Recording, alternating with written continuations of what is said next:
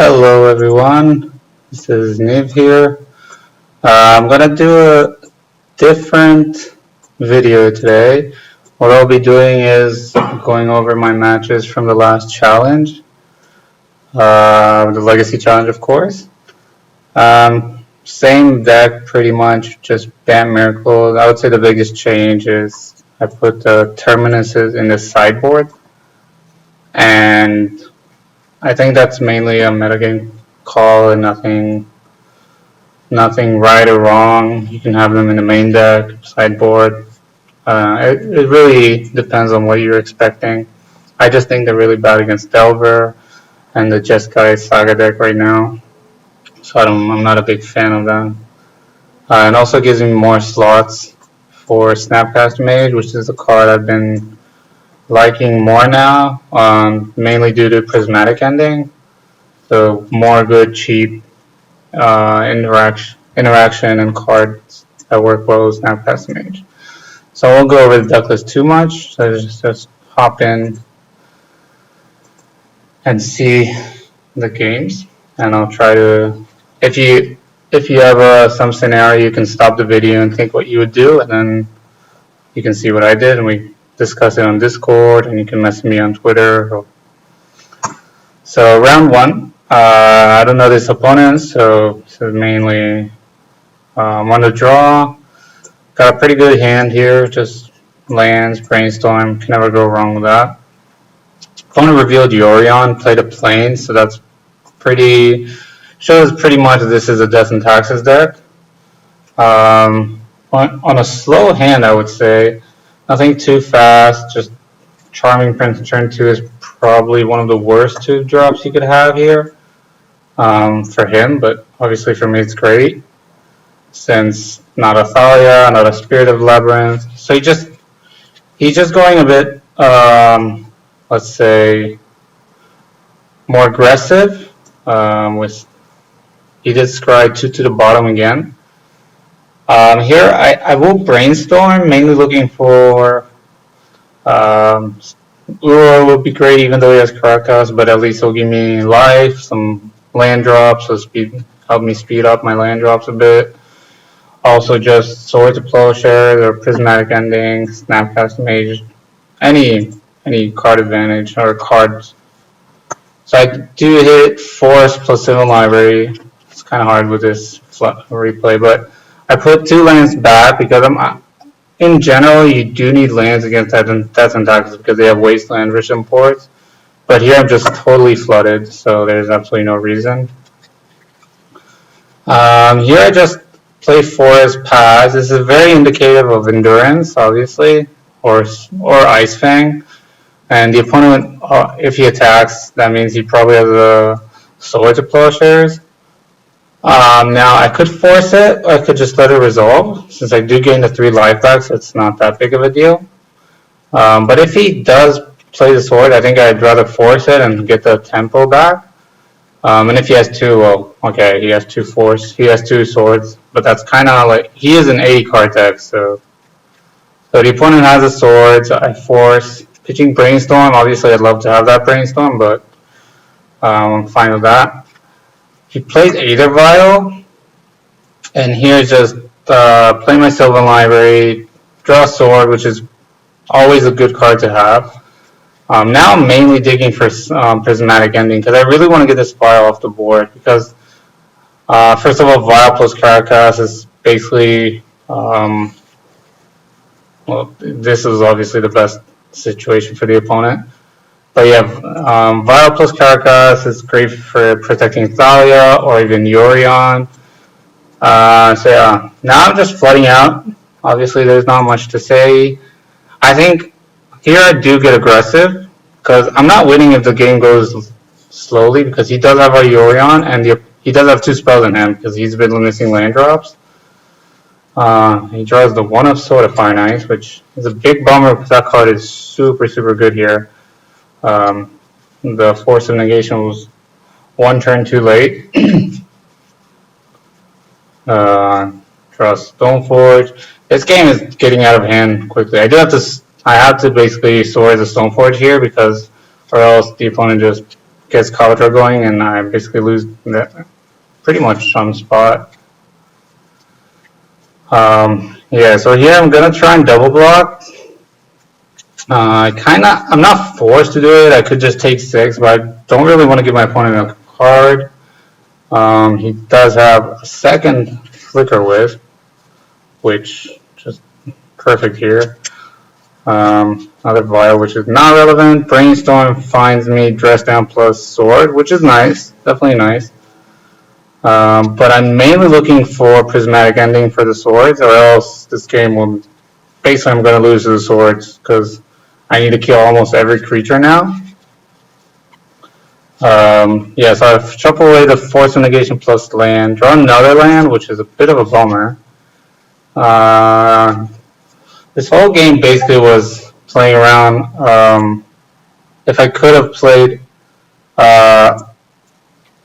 if I like had to force or not, but I think forcing there was fine, just because that way I got the tempo back. And I mean, I think I got a bit unlucky this game for flooding out and the opponent drawing pretty well. Like the One of Swords, basically 4 lands into not like 4 lands and all spells, or 5 with Wasteland, but okay. Yeah, no point in hard casting Shark Typhoon here. The opponent attacks with Yorion, which is kind of interesting, since I don't know, I could have Ice Fang and just block it. Yeah, here he does have the Solitude, which is also pretty perfect here. Yeah, I have to block, or else I take 10 and die, and obviously I want to block that. Uro is not a great draw. Basically here I'm almost dead. I don't think I have much outs. I mean, Snapcaster is great because it blocks Solitude plus kills the equipped creature with Swords Plowshare, so it gives me another, let's say, card or 2. But now the opponent has Caracas and Yorion plus Aether Vial on 5, so this game is kind of locked up in that matter. So yeah, here you're just going to bounce Yorion, put Yorion back into play, and I think I scoop here. I mean, I'm pretty much dead, so yeah, okay. So that game, I think, was mainly around the turn of Force of Willing, because if it was any other blue card, like, I don't know, another Force, or even Ponder, I think that would have been pretty more obvious, but because it was Brainstorm, which was a really important card with my hand, because I was basically flooding out, and Brainstorm could set up a new hand almost. I think there's some merit to just let the sword resolve, take 5, we'll take 2 because I gained 3, and then I have another endurance. So it's kind of close, but this hand is great. You always want Abundant Harvest here for land because pretty low on lands. Yeah, want to get basics. And now I'm gonna Sword plus Ponder, use my mana properly, and I want to Sword the Thalia before he gets Caracas online, which is really important, because then he can save the Thalia. And Thalia is annoying.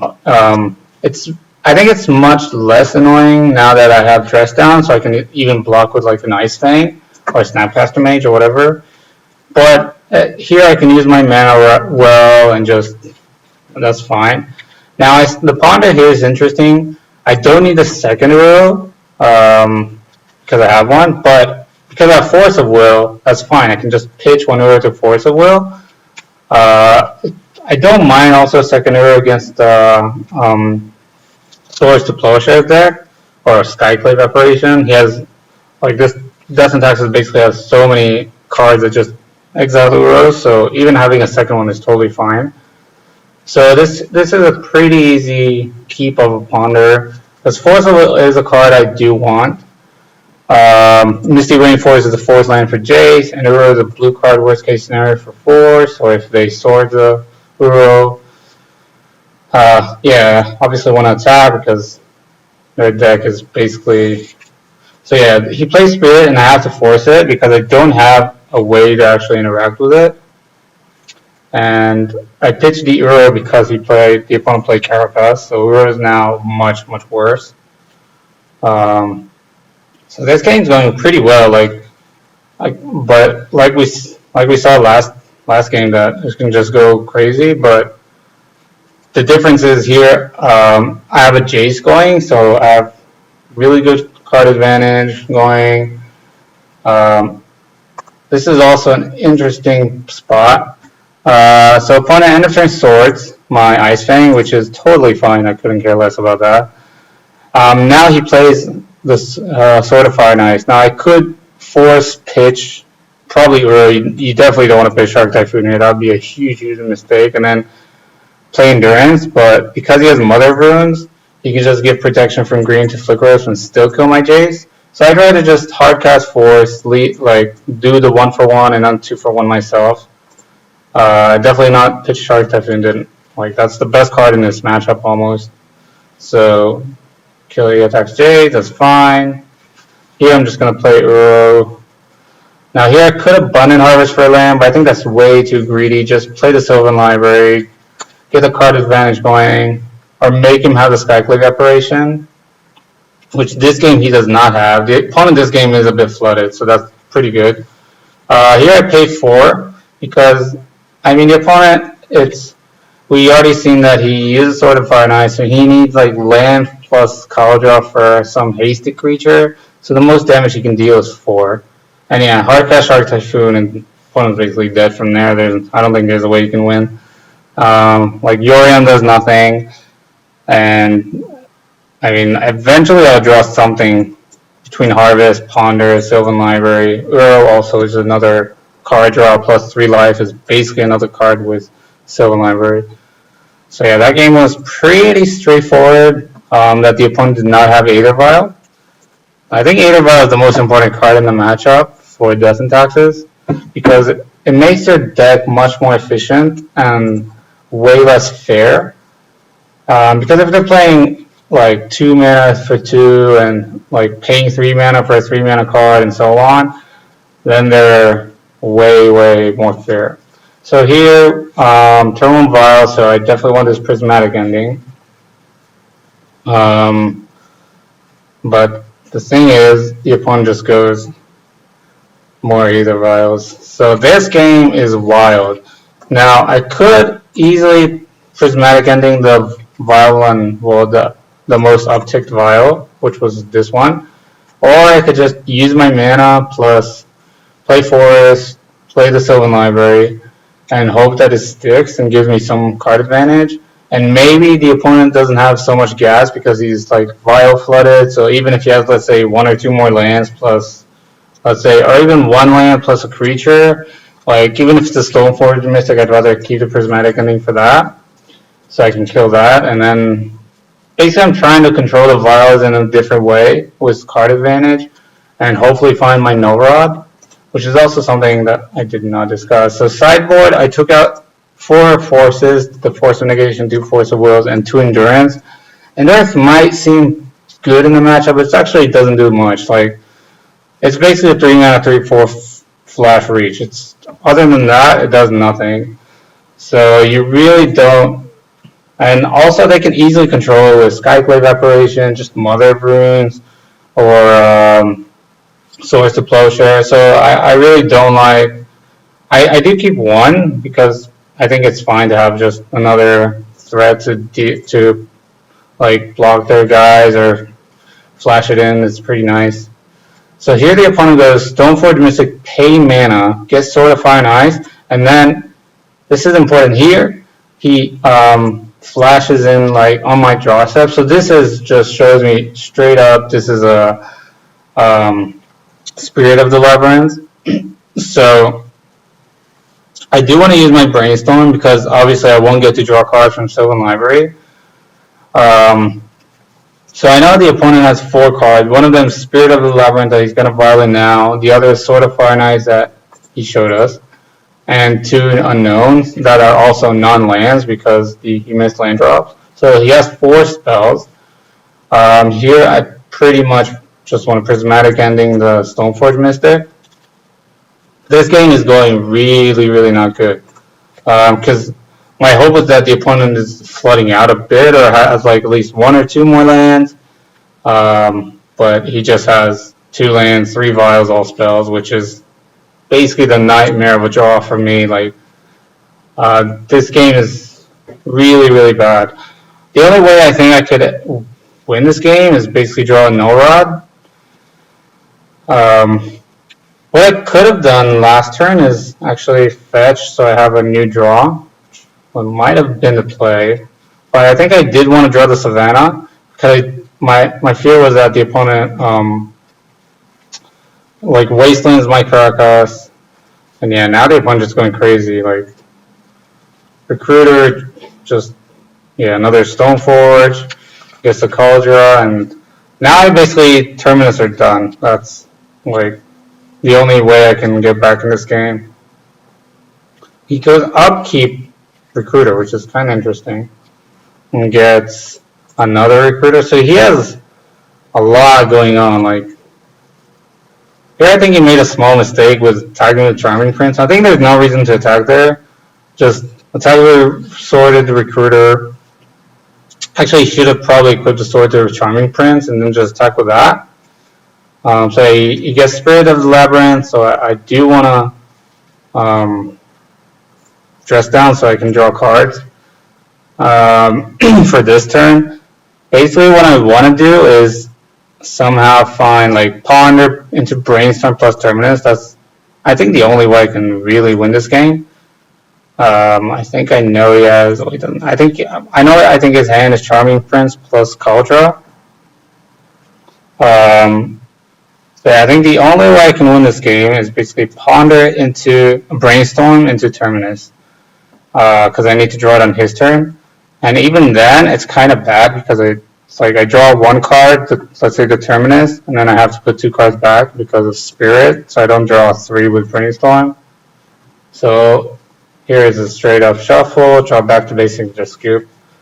So yeah, I don't think there's much to say about this game. I think the opponent just has a really, really insane draw. There was merit for prismatic ending the Aether Vial there on earlier turns. Maybe that might have slowed him down a bit. But I don't think so, because then I could not, because then like I don't Aether Vial the Stoneforge that he played, and he just gets Sword much quicker into play and starts attacking with Sword. So yeah, I think that was round 1. Pretty rough to start with a loss. Definitely not gonna lie, I was not expecting. But Death and Taxes is a tricky and difficult match. It's one of the, I think, harder matchups right now for Bant. But yeah, so round 2 against Fenris Claude. I think, if I remember correctly, he usually plays Infect. He's a pretty known Infect player in the Legacy community. Infect is actually a pretty good matchup.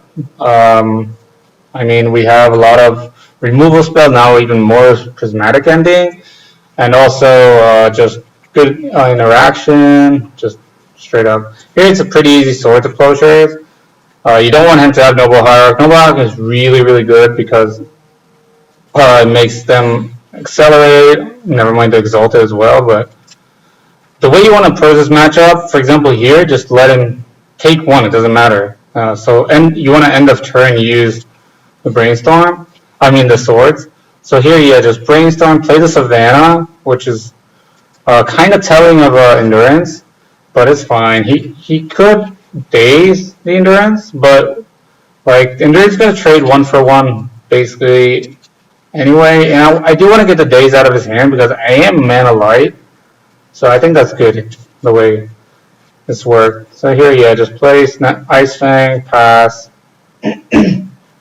Again, just take the 1, and then end of turn I can snap Swords. And if he wants to protect it, if he wants to, basically he can do whatever. He does force pitch plus spell pitch, which is great. I draw a perfect prismatic ending. And this game is pretty much over, I think. Like, I don't think there's much he could do. I did miss 1 attack with Snapcaster, but that's really not what's important in this game. The opponent is flooding out, as we can see. He probably has like 2 pump spells or something in hand. So here, just pretty easy. Play Jace, start brainstorming, get card advantage going.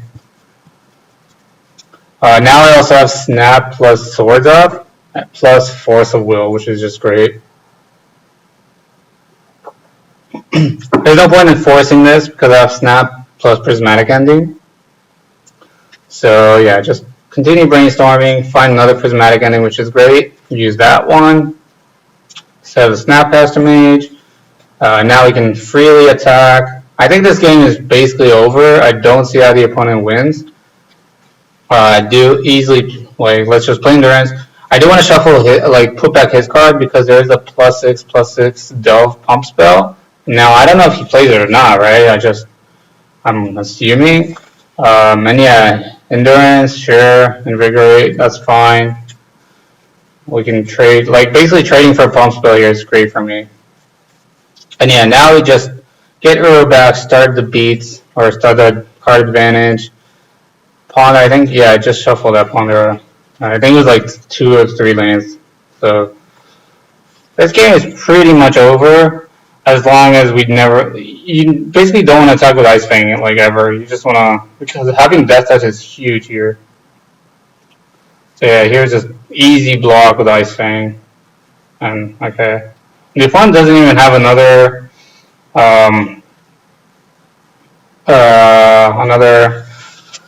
Infect creature, so like obviously with damage is not relevant because I'm at billion life. But he does crop end of turn. I think what happened is I F6 my turn because I would happily hardcast Force of Negation to counter this.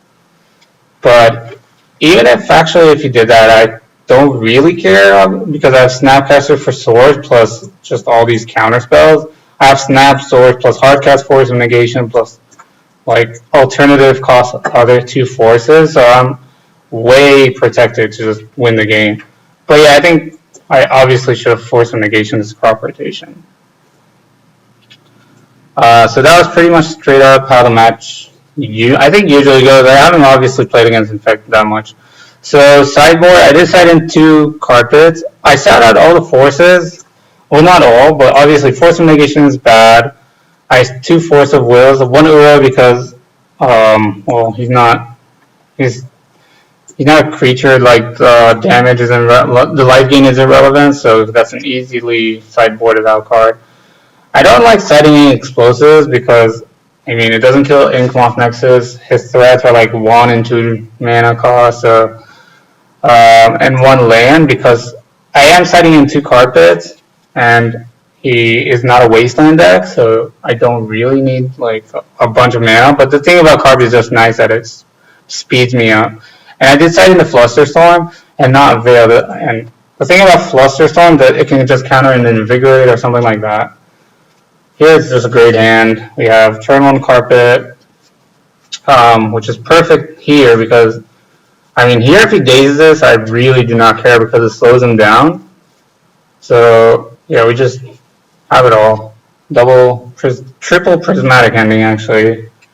Player on daze. He does Force, pitching Blighted Agent, which kind of shows me that he really needs the Sylvan Library, which makes sense because he doesn't have anything going on, and Sylvan Library is a great card advantage card for him. So yeah, but just brainstorm, find more lands and fourth. The 4th Prismatic Ending, which is kind of great, obviously. So here he gets me the Spell Pierce, which is really interesting. I did see a Spell Pierce game 1, but I mean, I think it's fine, like playing around, probably like 1 or 2 Spell Pierce, but like 4 dazes. So I think it's fine how that turn went out. But obviously just lucky, have the 4th Prismatic Ending here, and I mean, he is beating me down with his Noble Hierarch, so I can't really take too much damage from Sylvan Library, but I mean, I'm basically, yeah, 1 Uro away from closing out this game. And with these carpets, I can flash it back now, playing around Surgical Extraction, which I'm guessing he does play. So, and also it basically negates the attacks from the Noble Hierarchs, which is great. So now we just kind of go off. Just draw the force. Now I have force protection on. I mean, if he doesn't get a infect creature going, I think this game's pretty over. Here, I just take 2. You don't want to block here because Invigorate just kills 0 and doesn't even kill a Noble Hierarch. So I really don't. There's no need to do that. But this game is pretty much over because the thing is he took damage from his Sylvan Library, so he's kind of low. So he's 2 Uro attacks away from dying. So yeah, just brainstorm. I want to draw the Jace, play the Jace, and I mean, this game is pretty over. Oh, I decided in the Back to Basics, right? I forgot to mention that because Back to Basics is obviously great against the Inkmont Nexus, and here Dress Down is good because I think he missed. Oh, I think he wants to play the Invigorate. Yeah, I'm just gonna Swords in response. She vines, I'll force, and I'm guessing he's gonna vine again, which is fine. Okay, we trade out cards and stuff, but again, we trade out stuff that makes him way like I have an Ur plus Sylvan Library going, and he's basically dead here. So yeah, now we Prismatic Ending the Noble Hierarch, and this game is he does draw a card, but okay.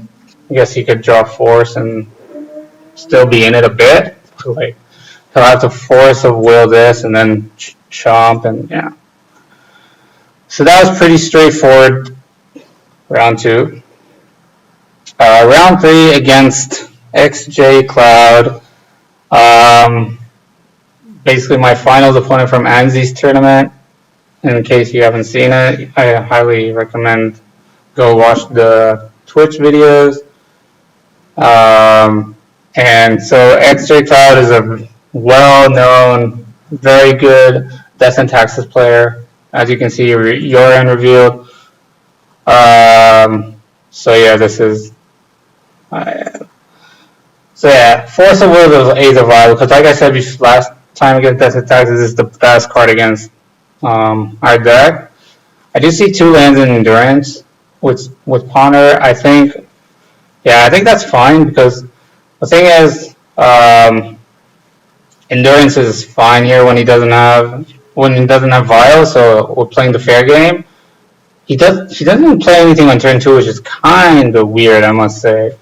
I do want to draw the Ponder so I don't shuffle it away. We just get basics. Here I made a slight mistake. I should have fetched with a Misty Rainforest, I think, because actually no, that's fine because I did want to get the plains, but I think between Ponder and I'm just gonna find stuff.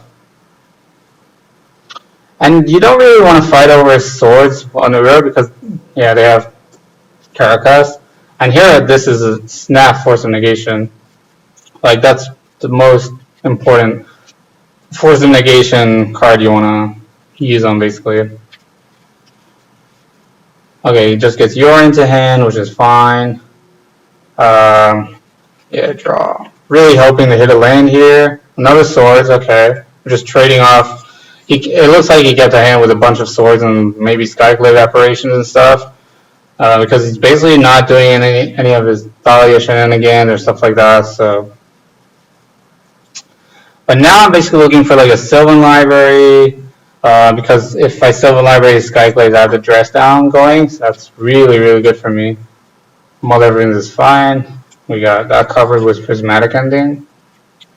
I mean, we're gonna have, he does tap Chop, which is interesting, but yeah, now we're just gonna kill the mom and move on with the lot. Brainstorm was probably one of the better draws as well. So I think he's gonna play Yorion here. Yeah. I do brainstorm, find a Jace.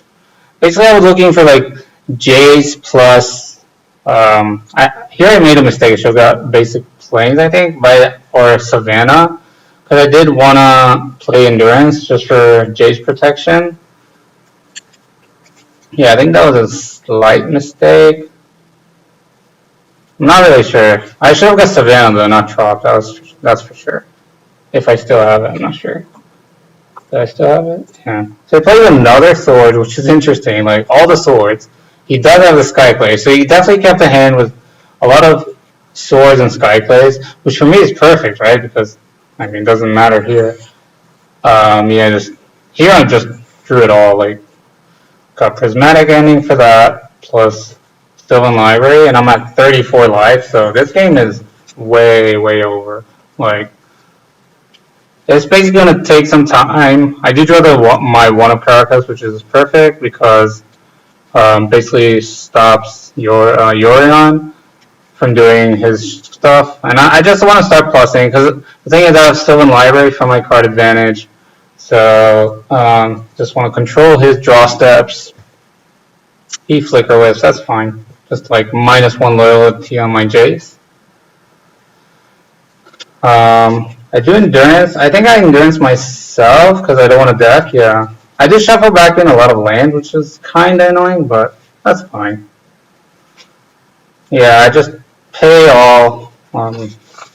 And now this game is basically over. I do not think he can win. The thing is, I just need to find a way to finish out the game because these games can go a bit long. Yeah, here just protect my Jace with swords. Play Solitude, that's totally fine. I did shuffle back the Tundra, which you wastelanded, which is good. Yeah, now I found a way to win, which is Shark Typhoon. Now this game's over. Like, it's hard cast Shark Typhoon. Like I said, it's the best card in the matchup by far. It's not even close. Yeah, now we just make a bunch of sharks. Yeah, let's just go ahead and snap, swords it, and then we have like Force of Negation up, and yeah. So the whole situation was, I think he kept a hand without knowing what I'm playing, which he said later that he didn't see my username. But he kept a hand like anti-Delverish hand with like swords, Vial on the play. The Vial on the play is one of the better hands, obviously, Death and Taxes can have. And like Skyclays, but obviously like triple swords against my deck is almost a mulligan straight up. So definitely nice to get one game, like game one against Death and Taxes. So yeah, now game two, as you can see, same sideboard as last time. So this hand's totally fine. The mana's a bit awkward, but I think it's okay. Draw Terminus, which is probably one of the worst draws. And he plays turn 2 Vial, so that was probably one of his better draws. So now I'm really looking for like Prismatic Ending, Nomorod, any of those. Draw Dress Down, which is not great. Here I just get an island and Ponder. I did draw Explosive, which is actually one of the better draws I could have had. And I don't really want to play because he can Flicker Wisp it, which just turns it back to 0. So what I want to do here is he's going to, sure, that's fine. I'm basically just going to go play Explosives on 1. Here I did make a small mistake. Actually, no, it doesn't matter. But I should crack this fetch before this goes on 3. But yeah, so he's going to get Call Draw. I think, yeah, I blow up the Vial. And here he could use his mana to put Cauldron into play. I think that's fine because I can control Cauldron with swords and stuff. Like, he's far from using, like, getting to 7 mana, basically.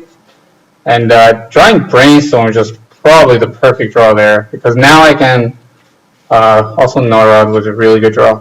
Because now what I can do is basically control the board with my, yeah, so he's going to tap it out. So he's probably going to put the sword into play. That's fine. I don't remember what I put on top, but I really wanted to protect my Norod with exactly this card with Dress Down, which is just great here, because basically turns off the Skyclave, so Spirit is annoying, but luckily we have the swords. I have S6 though, which is something I need to be wary of. Ponder, like a real brainstorm. I think I just kill the Skyclave just to play around Flicker Wisp and all stuff like that. And he does play Yorin. He has a second Skyclave now. This is really dangerous here because now I'm in really big problem. But I do find my Snapcaster Mage, which is nice, so I can snap plus. I could have snapped, actually. I think this was a small mistake. I should have snapped Prismatic Ending the sword. Yeah, I think that was a small mistake. Yeah, because what I thought was he can equip, and then he uses 2 mana, I snap swords in, and I have Sylvan Library going, so that can find me like another Prismatic Ending. But I already used Explosive and Null Rod, and I used 1 Prismatic Ending, so I only have 3 Prismatic Ending left. I think that was a small mistake, pretty big mistake actually. I should have snapped Prismatic, like, if I did Snapcaster Mage, Prismatic Ending Sword, he plays Charming Prince, probably flickers the Skyclave to kill my Sylvan Library. I think I was valuing the Sylvan Library a lot, which is close. It's definitely a close call. Here I want to flashback or escape Peru. Despite him Caracas, I just want to draw cards, gain life. Even putting back Uru to hand is totally fine. And I do want to start attacking because he's gonna play that, I'm gonna swords, and I think it's good because this way I make him use the mana. He does draw Mangara. Now this is interesting because he has Mangara plus Caracas going on, but drawing them back to basics is probably one of the better draws. So yeah, that was pretty nice. So here I'm going to go Prismatic Ending the Mangara, and then he's going to bounce it, and I'll play back to basics. Which is kind of annoying because it kind of stops, like I had to tap 2 non-basics of my own, but I think it's okay. His top deck was perfect though. He drew the perfect card there, which was Recruiter, getting Mom. Now I have to draw, I don't know, like a sword or something. I'm just gonna, I guess Terminus is also really, really good draw. So I'm gonna go down to 6. He drew a Spear, which is also a great draw for him. Probably the best draw as well. So I think one small mistake. I'm not really sure if it's a mistake. That's interesting to discuss. But yeah, and here I'm basically dead. Like this, because I think if I Prismatic Ending the sword, and then like he doesn't have sword, but he has like he Skyclaves my Sylvan Library, and he still has that Apparition here going. But then like his creatures are much worse because no sword. Yeah, now this game's just way over. Like, just take 3. This Brainstorm basically does nothing. I'm basically now Terminus or bust. So I draw a land, and now I'm pretty much dead, I think. Like, I should have not played the land. That was a mistake because Brainstorm draws. Actually, no, it doesn't matter because I need to put 2 cards back. So yeah, this game is totally over now. So. Yeah, so I think playing Snap Prismatic Ending there would have turned out better, probably. So, yeah, that was probably a mistake there.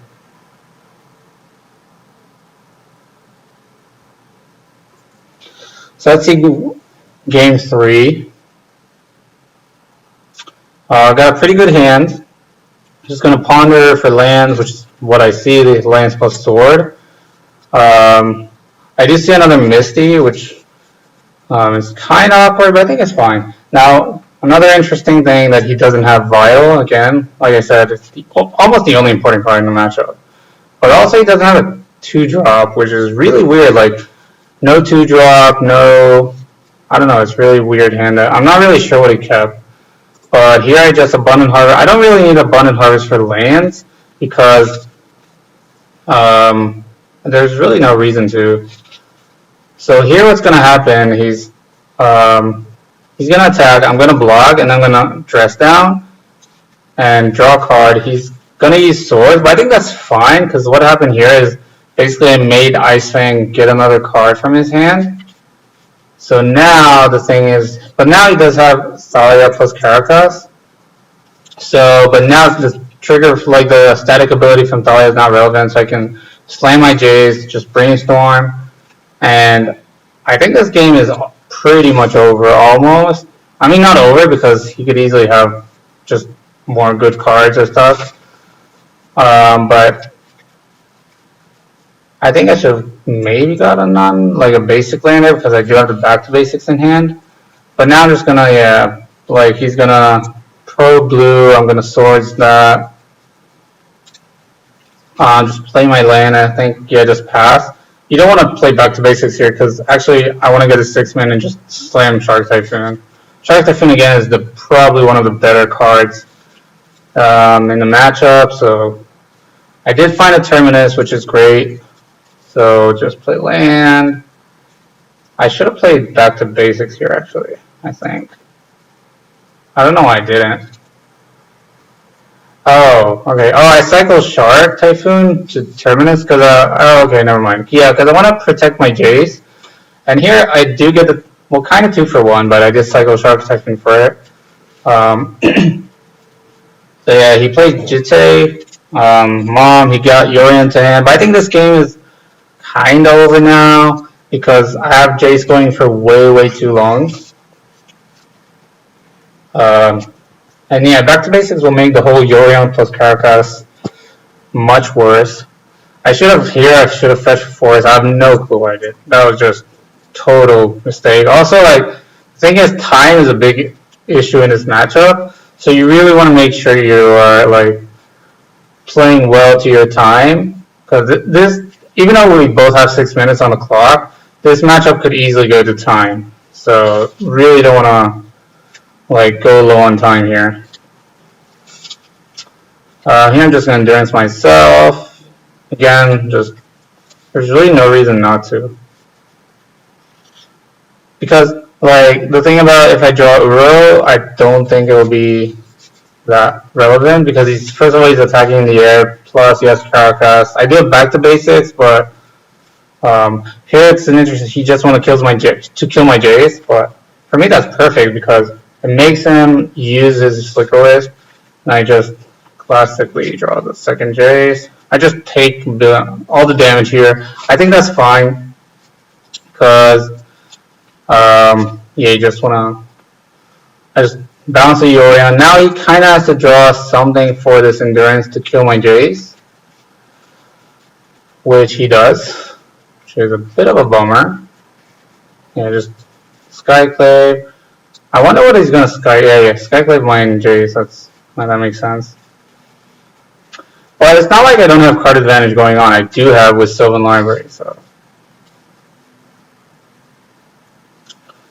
Let's see what we draw. Draw Dress Down plus Uro, so that's pretty much perfect there.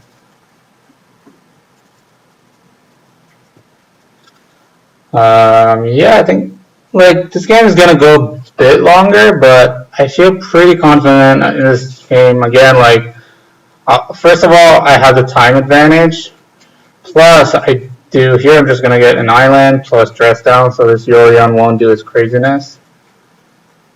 Dress Down is just such a good card in this matchup. It's really, really good card. Now we both a bit on the time, but again, I do have, I think, the advantage of it, both time-wise and just how the game is going out. Again, he's going to Yorion, we're going to Dress Down again, stop the Yorion, draw the land. This lane can get the forest so he can fetch. I mean, like, use Uro. But now that I see that I have, I think I should have Brainstorm Terminus, but the thing I just wanted to start closing out the game because of time. I didn't really want to lose on time. So yeah, now we just, once I have his row in play, plus force backup, so he needs another Caracas or something like that. He does try Recruiter. Like it's Charming Prince, which flickers the Skyblade, but I do get a 4/4 out of it, so it's pretty good. Yeah. Now I'm basically playing super fast because, again, time is a big issue, but I draw another Uro.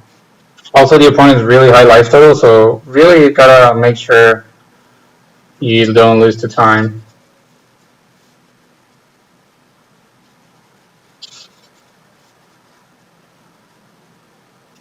Yeah, now I should have attacked with a 3/3 as well, I think. Yeah, that's fine. I want to kill the Recruiter, not the Charming Prince, in case he draws Flicker Wisp. So he has like Flicker Wisp being a Charming Prince is totally fine. But if he Flicker Wisp, for example, a Recruiter, that gets him another creature, and yeah, he goes on and on. So I really didn't want to give him that option. So I mean, he basically has to draw. Okay, he drew another sword, which is fine. But we're basically beating him down from here. And we have a bunch of time, like, this game is over. Does get Batter Skull, which is interesting. But obviously not going to be enough. And you don't want a sword token because they gain 4 life, but yeah, Endurance, don't want Endurance myself because I have the Snapcaster for Prismatic Ending and just close the game out. So I think that game again was, he did not have Aether Vial, so he played a super fair game with like paying 3 mana for Recruiter is way, way worse obviously than tapping Vial. And also, Back to Basics was great because his stops a Caracas plus Yorion or Caracas plus Thalia shenanigans and obviously tapping with Aether Vial. So Back to Basics is just a very, very good card against Death and Taxes as well. Yeah. Let me just. Alright, I think this is round 4 or 5. Yeah, we lost to Death and Taxes, beat Infect, beat Death and so round 4. Alright, round 4 against opponent, I have no clue. Won the die roll. So yeah, let's see. This hand's great. Opponent reveals Chancellor of the Annex, which is just straight up shows that this is Reanimator. So Chancellor is way worse on the draw because now I can just play my land and Force of Will. So basically this did nothing, right? But on the play, it's much more annoying. He does play Underground Sea, so he's more the probably careful study kind of deck. Here, just ponder, pay the 1, get the Chancellor out of the way, and get another Force of Negate Force in my hand. That's all I want in this matchup, basically. Lotus Petal, sure, another Lotus Petal. Go ahead, Thoughtseize yourself. Now here, it was kind of weird because obviously I think my brain was like, oh, he's Thoughtseizing me. I don't care because I have a bunch of forces. But I didn't even check the log of Magic Online, and I didn't see that he's Thoughtseizing himself. So it's basically he want to discard the Gristlebrand, but I think that's fine not to counter because I know he has like let's say he has 5 cards. It's Thoughtseize, he's going to discard 1 fatty, either Gristlebrand or the Chancellor that I know about, and then let's say he has another 2 Reanimate spells, which I have counters for, so I think that's fine to just let it resolve. He has to use Lotus Petal for 1, which is fine. Pitch a Snapcaster Mage here because I don't really need it because I have Sylvan Library on top for card advantage. So now we just 1 second. Okay, yeah. Here I could keep up Force of Negation, just hardcast it. But I think I'd just rather play Sylvan Library and have Force of Will up. So he's going to go Animate Dead. I do Force of Will, pitch Force of Will, leave Force of Negation in my hand. Now I do pay 4. Don't need a second Sylvan Library. That's and shuffle this away. Here I do keep a Hardcast Force because there's absolutely no reason to. He does unmask me, which is interesting because it's fine. Now here the thing is I don't want to play Uro because I want to have Dress Down plus Sword Supposure. So even if he goes Reanimate Gristlebrand and then I Dress Down, he cannot draw cards. So basically everything's turned out great. I think here, yeah, he's going to play Unmask. That's fine. I Brainstorm. Basically put back, he's going to discard Snapcaster Mage, which really doesn't matter. Pay 4 here. Now Uro just gets my life back, so everything is fine in that matter. Still have Dress Down plus Swords up, so even if he draws Reanimate, still fine. Another Dress Down, might as well.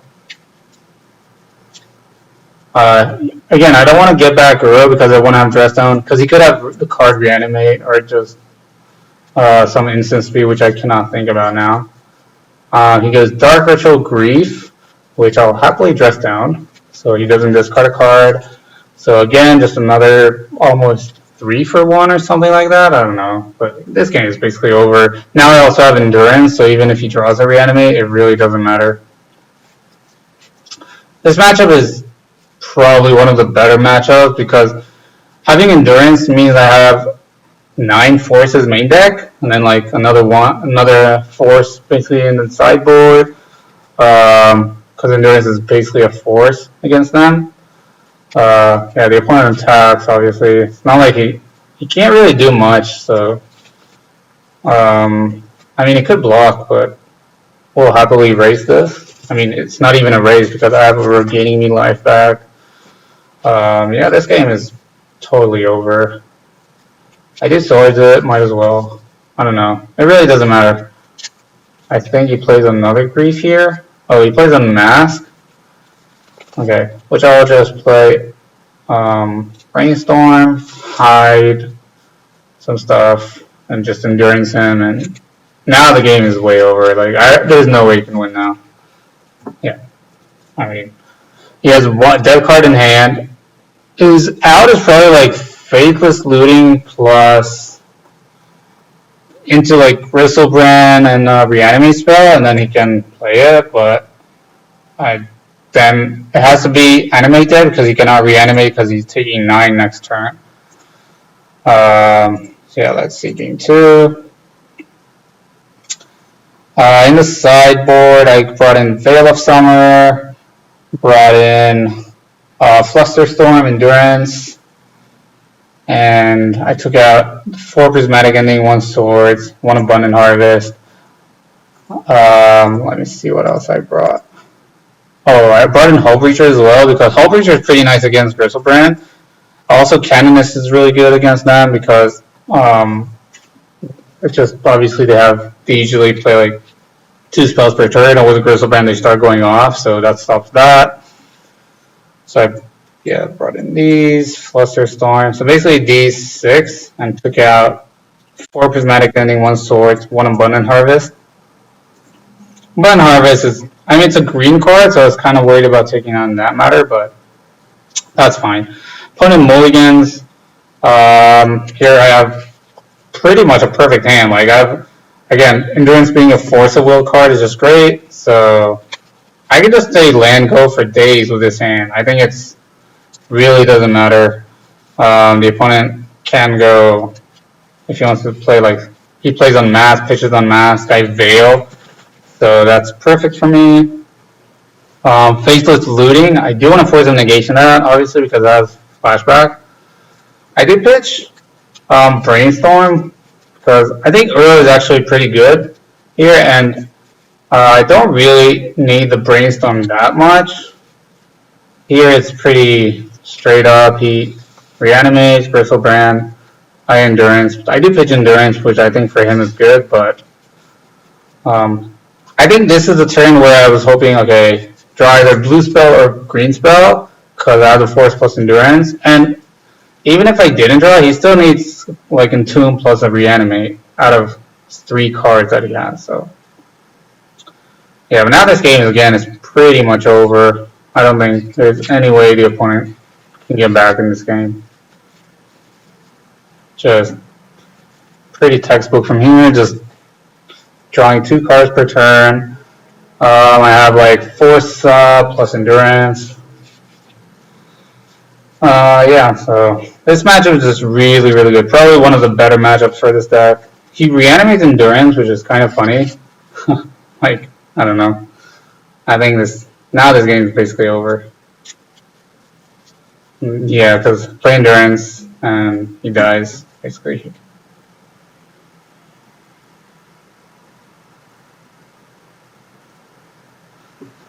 Yeah, that was pretty straightforward match. Like, the thing about that match is, again, Endurance is basically another Force card.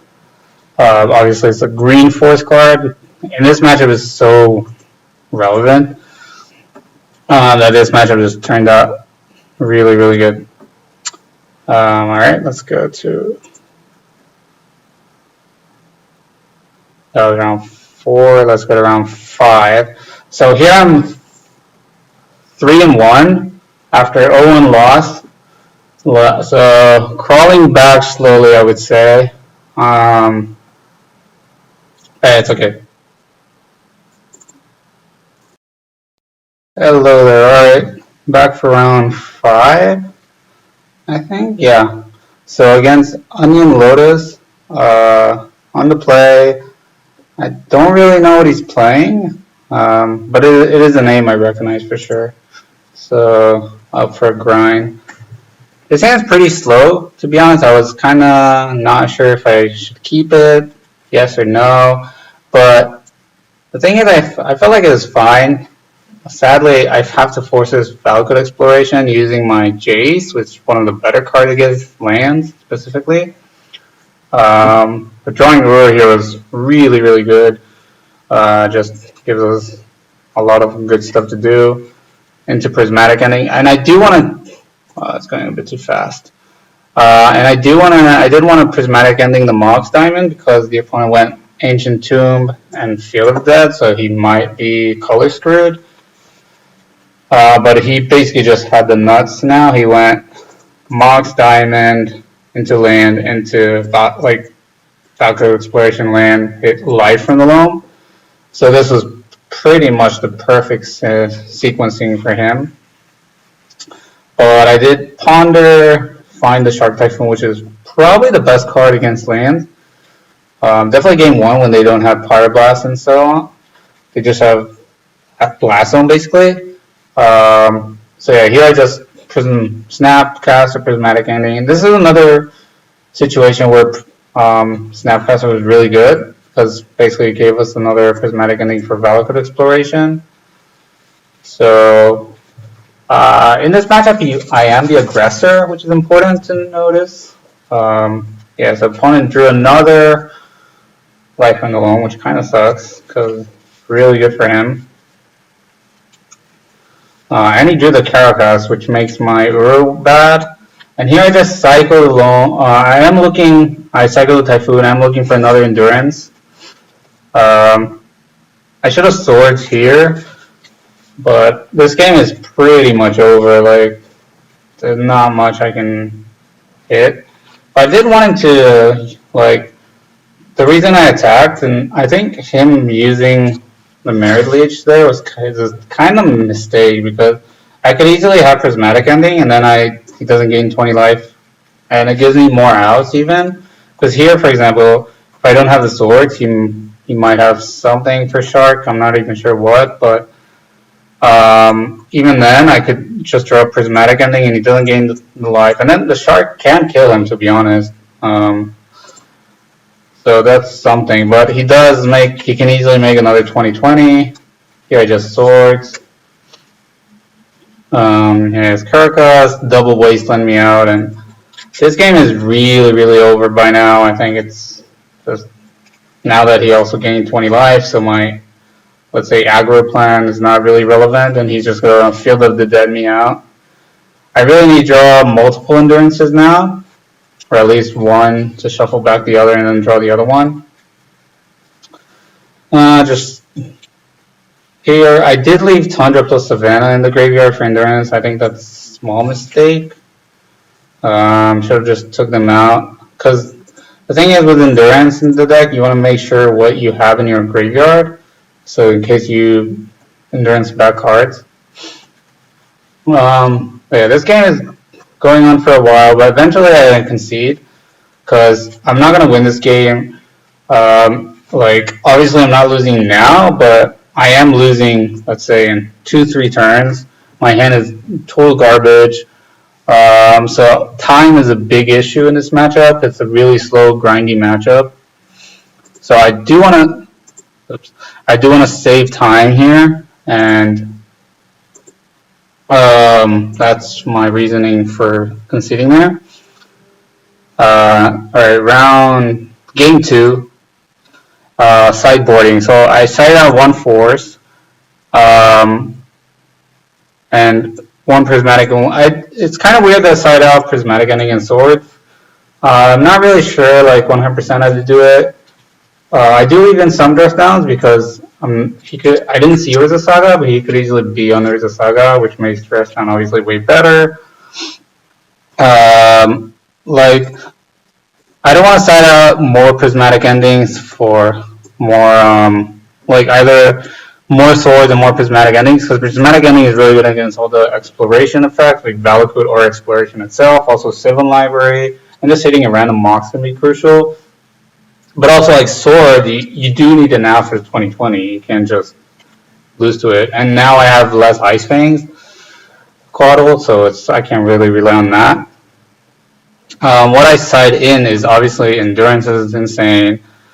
I think, yeah, the explosive, which is siding in explosive makes me okay siding out 1 prismatic ending, because I do have another out to. I'm siding in another out card that deal with like explorations, Valakut exploration, and all that. Back to Basics, probably the best card in the matchup by far. And then just 1 force, 1 ending, 1 sword, and not much else I really want in this matchup. So game 2, I'm gonna play. Obviously a mulligan, 1 lander, no blue. Here I'm just looking for a green. This is perfect. Quaddle, Uro, and Prismatic Vista. So unless the opponent wastelands me, it's fine. Here the opponent had basically the total nut draw, I think. Like turn 1, exploration off a Mox Diamond. Like look at how many permanents. You just had 5 permanents, and while still having 3 cards in hand, and then putting Sylvan Library, which is probably one of the better cards against me. So this was definitely a rough one. Here, yeah, so here the opponent just going wild with Misty Rainforest after Valakut Exploration. I do find a couple prismatic endings, which is really nice. So here I'm just going to prismatic ending the Sylvan Library. He only has 1 card in hand, so I'd rather first get rid of the Sylvan Library than the Valakut Exploration, and then just let him do his thing for 1 turn. He does Valakut Exploration. I'm looking for a force. No luck there. But he doesn't have a land, which is great, right, for me. Because now I have Prismatic Ending plus Snapcaster Mage. So, yeah, so here I'm just going to get rid slowly 1 by 1, but we're doing it, so it's okay. I did want to pay 4 there to get value out of my Sylvan Library, because he is going to blast zone it out. So to fetch land into Dark Depths when he has Thespian Stage on board. So that's a bit of a rough one there. And yeah, opponent's basically going off here. Blast on the Sylvan Library, which is fine. I do shuffle because I know I think I knew my tough card, so I didn't really want it. Here, yeah, I want to hit the land, so I hit the land drop and pass. He's not making a 2020, which is kind of interesting. Like I think he should have made a 2020, because like if I swords there, yeah, if for example if he made a 2020, he would have won, because he could have punishing fire that, or like I would have had to dig deeper for swords.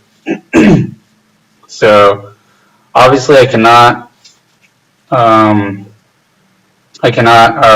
Snapcaster Valcode Exploration because he just makes a 20/20 and kills me. So I'm looking for more lands, I would say. I Endurance him. That makes Grove the Brainwell because he had Punishing Fire, a bad draw.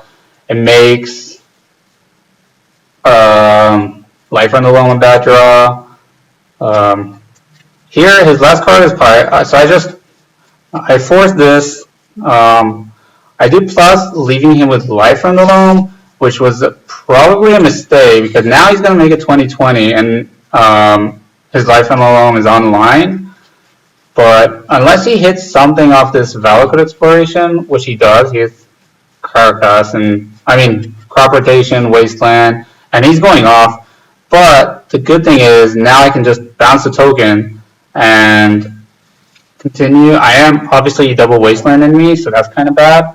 But now I Endurance all his graveyard again, including the Life from the Loam. So he's basically into one draw, which is really good. I could have let him dredge, but again, I don't want him to have Life from the Loam. I'd rather let him have a random draw in his deck than a Life from the Loam. So again, he attacks. I chump block. This is pretty straightforward. Here, I think, he goes. I do upkeep, Snapcaster. I want to ponder to find something, find a force, which is great, and into a blue spell. So now if he draws a Life from the Loam, I'm fine because I basically have I have a force for it. So yeah, he does Valakut Exploration, which I pretty much have to force him negation because I am at 4 life, so you can easily just kill me. So we're just now basically just trying to find lands and Snapcaster beat down. Just basically the only game plan I have. Pachuca Bug is annoying for sure. Opponent does give me a land here of White Source, which is kind of interesting. Not really sure because now him getting a 20/20 is not really online. Do force, hit a land, hit a force of negation, which is good because force will cost me 1 life when I'm at 3. It's kind of rough, so that was a nice hit. Definitely now that he. So here, what's going to happen? I'm just going to play the Snapcaster Mage because it puts him on a 1-turn clock, and I have the blue spell for 4. So this game's pretty much over. I know he's drawing Monk's Diamond, and yeah, so. Kind of an awkward game where Endurance was obviously just insane because it shuffled back his Life from the Loam and everything.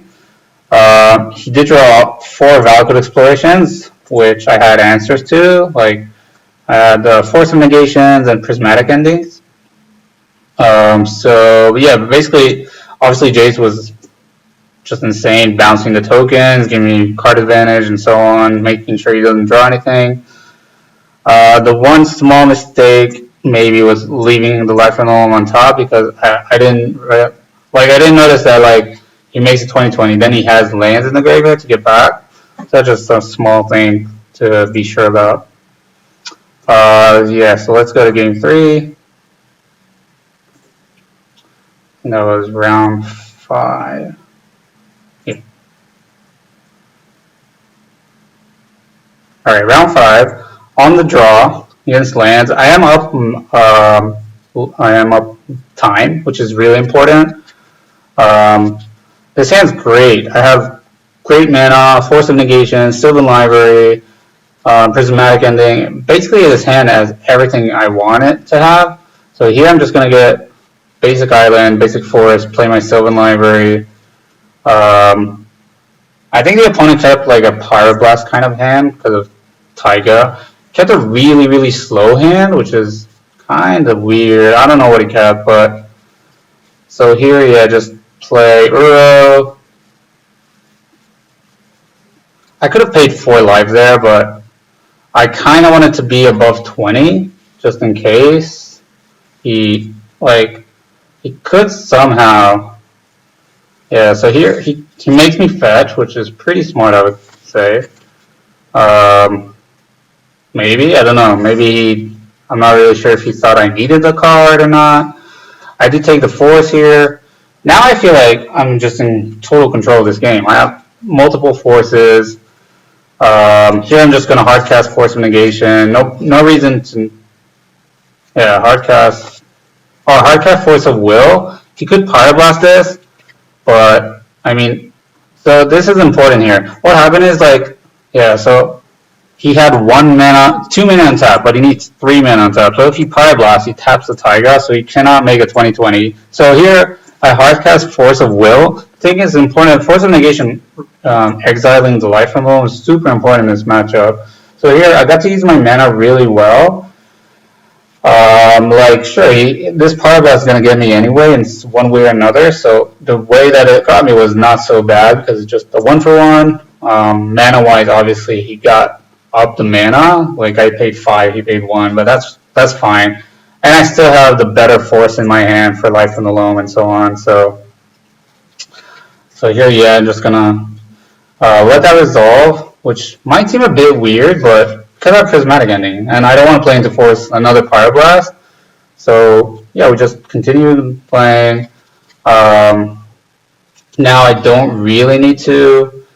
Like this Prismatic Vista gets an island, that's it, which is kind of a bummer. So here, which is nice, he crop rotations, but here I'm just gonna hardcast Force of Negation, and he doesn't have the red mana. Now the good thing about this is that he sacked a land, so he's like 1 land less for Field of the Dead. And Urza Saga is a land that he will have to pay basically. He will have to sack it eventually, which is nice. So I'm just gonna get my Uro back, remove the lands. I really want to get Uro because Urza Saga basically means that yeah, I'm just looking for a forest, but no luck there, so that's fine. Yeah, so I wanted to get Uro because Urza Saga can get like a Soul Guide Lantern or Relic, so it removes the Uro, which I really don't want to happen. So I'm just gonna Abundant Heart, Brainstorm, so I get my fifth card in the graveyard, and now I just get back Uro again. And I mean, he could have a third blast, but that's fine. And like Uro got 2 blasts out of his hand, and it also drew me a card when it came into play, so that's something. He's just gonna make a token. We don't care, obviously, because we have Dress Down for that all day. And the nice thing here is that he needs to sack a card, the land, so he doesn't get a zombie. So here I'm just gonna, here I made a small mistake maybe, like doing end of turn not in his main phase, because then I could not attack with Uro and draw a card. So yeah, that when I did it, just like this kind of weird interaction with Dress Down. Just looking for lands, not lands, but like a forest basically. That's the only card I'm looking for, or like basically a forest. That's the only card I was looking for. All right, so he's gonna make more. He is gonna tap this for basic, so he doesn't sack it. So the way this works is the stage continues to have the ability of Urza Saga because it gained it, and then he won't saga because it's not a saga anymore. So the way that I beat this is basically 2 ways: Shark Typhoon or back to basics, because like he can have these 2 lands, but he needs lands to actually use it. And if he's always doing during his turn make constructs, well, that's fine. I don't care about that. So I'm basically looking for back to basics. Caracas is great. That's fine. But now we're just gonna play Jace, draw more cards. I will attack here because again I have basically an invulnerability with, I have like yeah, I do snap with the token here. I think that's a bit aggressive, but I was worried about time also, so that's a thing. So I really want to get like more pressure on the board.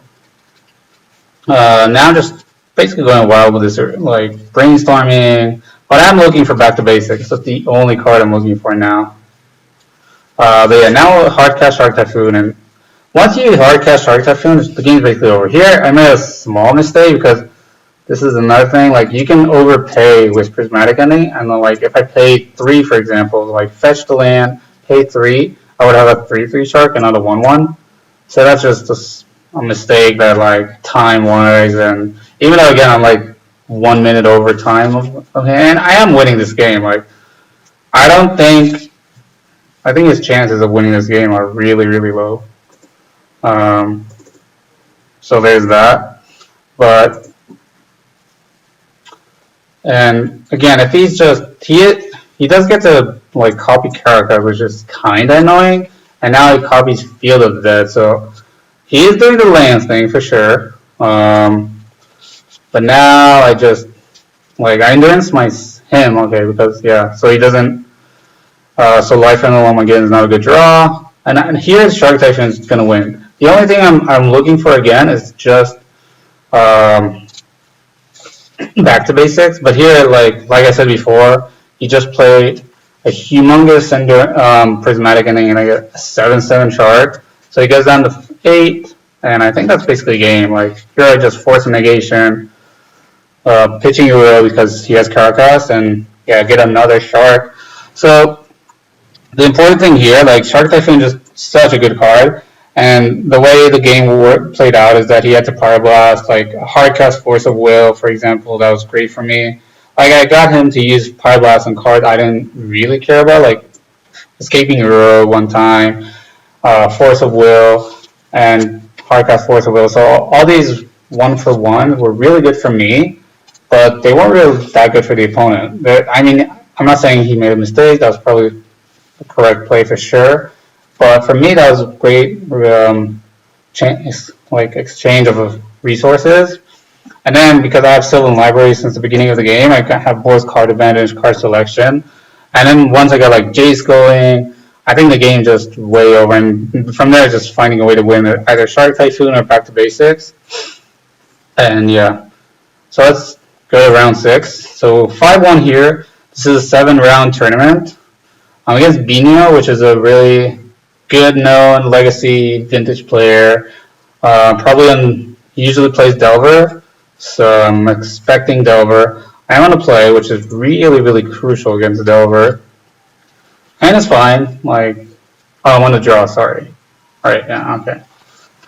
So here just play swords. Now this might seem weird, just the swords, the Dragon Race Chandler, and not wait for like Monkey. But the thing is, Monkey is not a card I found to be that hard to beat. Like, when I lose, I don't lose to Ragavan often. I think this card is way, like, in this matchup, it's way better than Monkey because, like, this card just gives them such good card selection, fuels Murktide fast, Murktide is probably the best card in the matchup by far. So killing this early is really, really good. Because it makes him hard to cast Murktide, and here, yeah, he monkeys, hits the swords, which is totally fine, I couldn't care. I am looking for green source, obviously, because I have both Abundant Harvest and Uro, so once I find a green source, I do force here, pitch Snap, but the opponent forces back, which is just, that's fine. Like, I have double Snap, and I'm slow on lands, so that's kind of annoying, but here, yeah, like, just like I will Snapcaster Swords here. I could have Snap Ponder, but I think that's better this way. Like here it's gonna Unholy Heap plus Daze. So the Snapcaster was kind of 2-for-1 in this matter, which is totally fine. He does hit Uro. Now here is a nice, crucial point in the game. Like, I think the opponent had an interesting decision here. Either he lets Uro go away, or he played Uro because it draws him a card, but the issue is that it puts an Uro in my graveyard, which is really, really big. For me, that's great. So what I do here, I want to get the forest,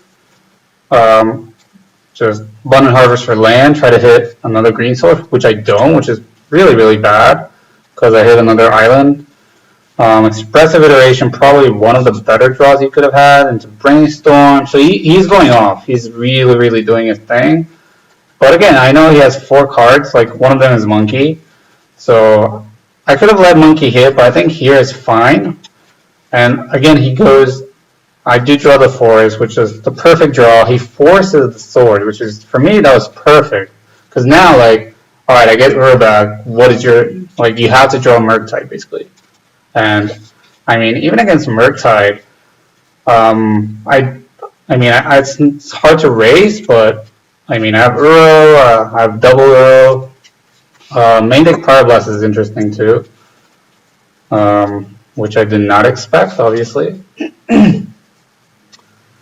Alright, so Uro, draw Dress Down, which is nice, because the good thing about Dress Down is, like, if he plays Murktide, it's a 3-3. So here, beginning of combat, just play Dress Down, draw land, which is nice, it's fetch land, because it gives me another card in the graveyard. So he's digging for that Murktide, which he breaks hard, like, he's really flooding out this game. Now here, I don't know how Dress Down is meant to work, was dash. So I actually wrote to my opponent, like, I asked my opponent, do you know how this works? Is it meant to return at the end of the combat? I really have no clue. I basically told him, look, I have no clue, so I'm going to treat this as that's how it's meant to work and not a bug. If it's a bug, I'm sorry, and, like, just obviously report it, and I'll, like, report it as well. But, so I prismatic ending the monkey. And here just Uro again. This is like the power of Uro, basically just showing that, like, I do leave the sword, which is really important because you want to have more swords in the deck. Because I already got rid of, like, double Snapcaster and almost all the swords. Sylvan Library gets dazed. I could have not played the Sylvan Library there. That was an option. Maybe I should have done that. But I felt like him dazing here that's really whatever. Like, it's not that important. I'd rather him, like, just get it out of his hand. Because, I mean, it was probably a mistake, but it's not something that I like. He already used one daze, and I mean, he was flooding out, so my thought was, like, he had, like, a lightning bolt in hand, plus maybe a land, or, like, a lightning bolt plus another Ragavan, or so stuff like that, basically. So I didn't really put him on a third daze, actually, sorry. So, like, yeah, that was a third daze. That's why I was like, sure, if you have the third daze, you have the third daze. So I think that play was totally fine. The way I basically thought his hand out. So that was game one. Alright, so game two, let's see, sideboarding. So obviously the carpets come in. Yeah, so I like endurance. I like all three carpets. I like Flusterstorm plus the Veil, and I think I sided in one Terminus just because of Murktide. And then I like siding on all the forces. I think this card is. I didn't side in the Terminus. Okay, so I think Force is really bad because basically they have a bunch of Power Blasts. I mean, Force of Negation obviously is just bad. I think that card is just bad. And Force of Will, there's a merit to keeping like one or two, just because it can counter like Court of Cunning, Narset, or Murktide, so that's fine. But them having Power Blast just makes it really, really weird. So yeah, not side in Terminus. I like sideboarding in Terminus when I see True Name Nemesis, because it's just another card that I need an out for. So yeah, basically side in 3 carpets, 1 endurance, 1 veil, 1 Flusterstorm for the 6 forces. So this hand is kind of like, it's really slow, but I think I just kept it on the back of me having good mana. But on hindsight, I think it's pretty bad keep. Like, I cannot cast endurance.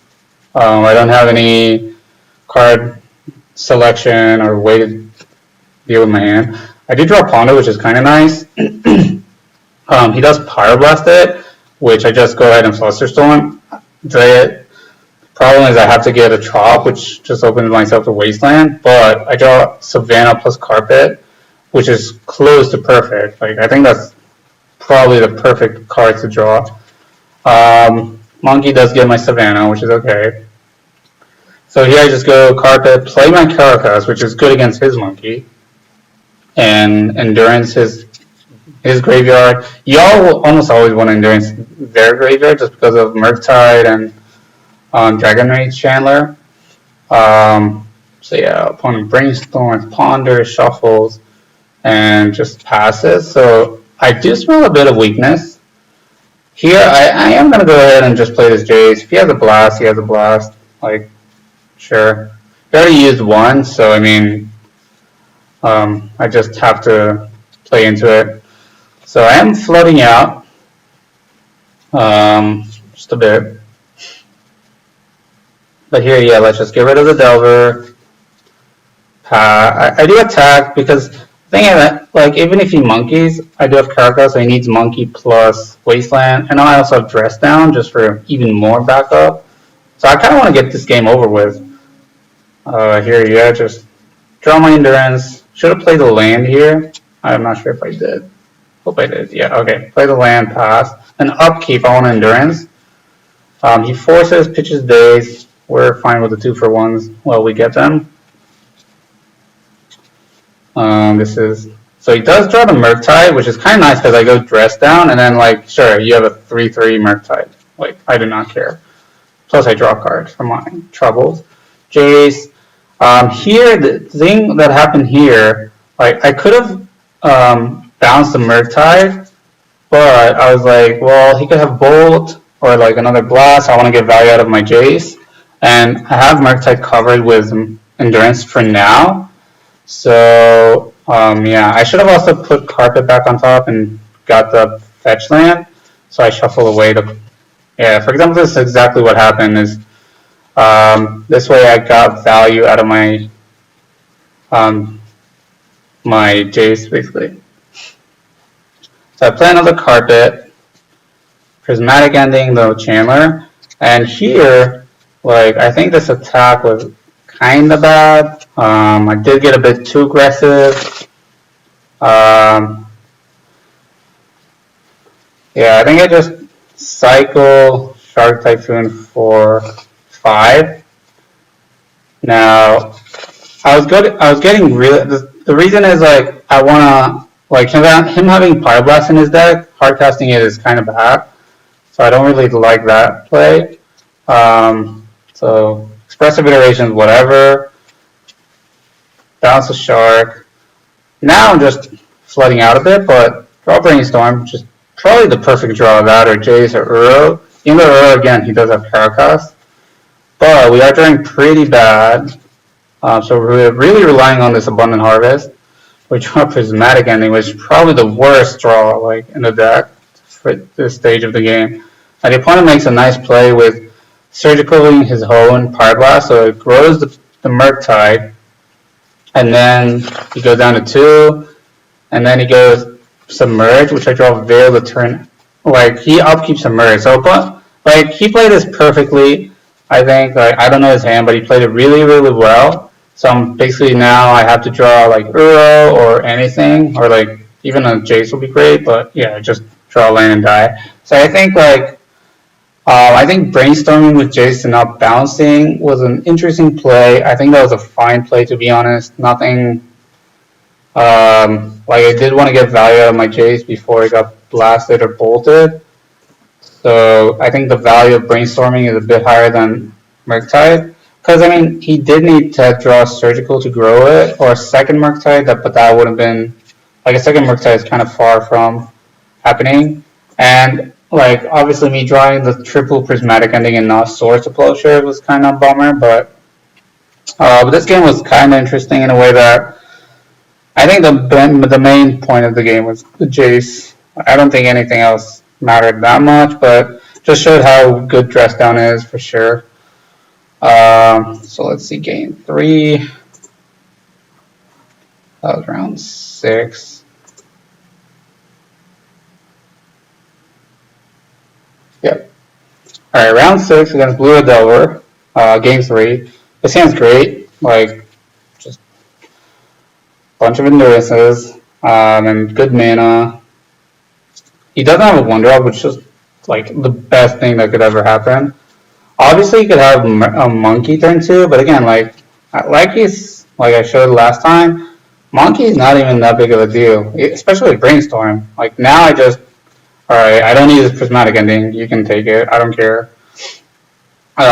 So he plays land expressive iteration, which I think is an interesting play for sure, because I mean, I'm not really sure why you would do that. I think it's big. I'm not saying greedy, but like, I don't know. Here he blasts away my Snapcaster, which is great. Doesn't flip Delver, so it's either a land or another creature.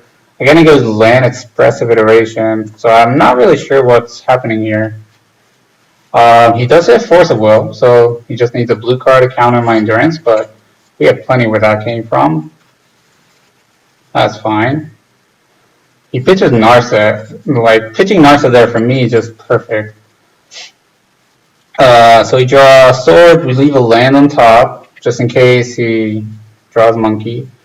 Again, doesn't flip Delver, so I'm just going to go ahead and play my Endurance. This resolves. I'll shuffle back the cards, so he doesn't play Murktide. DRC, that's fine. Monkey, sure. Really don't care about these 1-drops. Like last game, the only card that really matters is Murktide. But like this game, I think I'm just doing great. He just flips Force of Will, which he's gonna probably try and hardcast. That's my guess. So yeah, I'm just gonna play like just pass the turn here.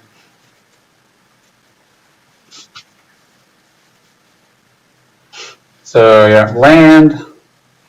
So here we're just gonna sword the Dragonair Chandler, because I don't want him to get value with the Chandler from Force of Will, so this way he doesn't get the Surveil. So here I'm just gonna Flusterstorm the Force. And now like this game is kind of great for me because I mean I get to slam Jace, which he could have Power Blast, but I really don't care. Here I don't want to play around Daze. There's like a good chance he has Daze in hand. So I think he'll just flooding out really hard, and probably had a Daze or two in hand, or probably one, because he didn't really have a good option to play it. So yeah, I think he'll just flooding out hard, and like you've seen, Monkey didn't do much in this matchup at all. Round 7. So this is before top 8. Basically, I got the lucky pair up, and the opponent just scoops. Like, can't even show chat. So we start the game. Like, the opponent chose to not play first, which is obviously kind of weird. And then like just says good looking top 8, and basically just scoops. Yeah, I think game 2 is the same. Yeah. And then I think that was just super nice of the opponent. I was just shocked. I was like, wait, what's going on? I didn't even know I got the pair up. So this is top 8.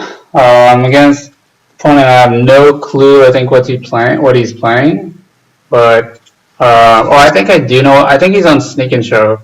So opponent's on Sneak and Show. This hand's pretty good against Sneak and Show because we have double Force. So I could have got basic actually, like non-basic, because if I'm putting him on Sneak and Show. But I was like, yeah, might as well. Maybe he's not Sneak and Show. But here, this is pretty obvious. Either like Sneak and Show or Mirror or something like that, or some other combo deck like Doomsday. So pretty much confident that he's on some combo deck or the Mirror, which my hand is pretty good against. Like I have a lot of good stuff going.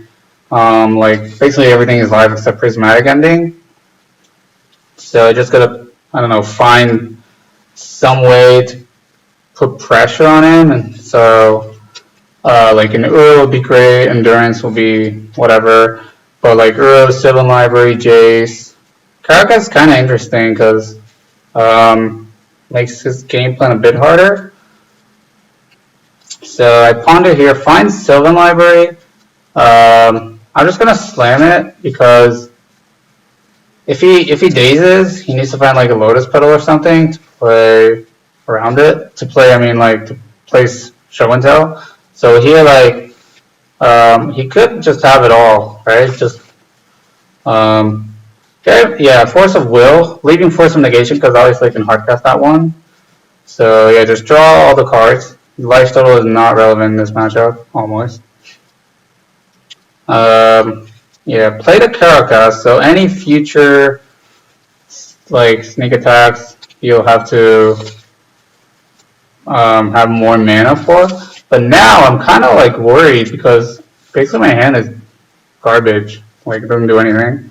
I could have left up mana for Hardcast Forest, but I was like hoping to draw a blue card. That was basically my out. Draw a blue card. I draw four, like a Button Harvest and Swords, so that didn't work. So yeah, the opponent just has like another sneak attack, third sneak attack, which is just perfect. So yeah, I think like the opponent had triple sneak attack, which got me. So yeah, I'm basically dead. Like yeah, I can bounce the endurance, but I mean he's just gonna do it next turn again. So yeah, so that was game one. Not much to say. I think like yeah, I could have kept Force of Will up. Maybe that was correct, and just get another draw from Sylvan Library. I think that might have been the play. Like basically my game plan was alright, I want to draw a blue spell for Force, and then I got him because I have double attack with arrow kills him. But yeah, here I'm just like yeah, I'm dead. Yeah. Yeah, so triple sneak attack and no show and tell is kind of a bummer of a game. But I think the only turn that was relevant. I obviously drew great, like I drew a triple Force, a bunch of blue cards, barely any white cards that are terrible in this matchup, so can't complain about that. But the only interesting turn was like, do I want to keep up 5 mana Force of Will? Do I want to escape Rural plus try draw a blue card? Which is kind of close, but like I could have left Force of Will and then like try and draw Sylvan Library blue cards, which might have been a better play. But I was trying to close out the game because the thing is I had Carcass, so opponent needed to have a third sneak attack and like because if he goes show and tell and just puts them, let's say Gristlebrand into play and draw 7, he's not really doing much because he's out of mana and I just bounce it. I don't even need to swords it. So then he's dead basically to Uro.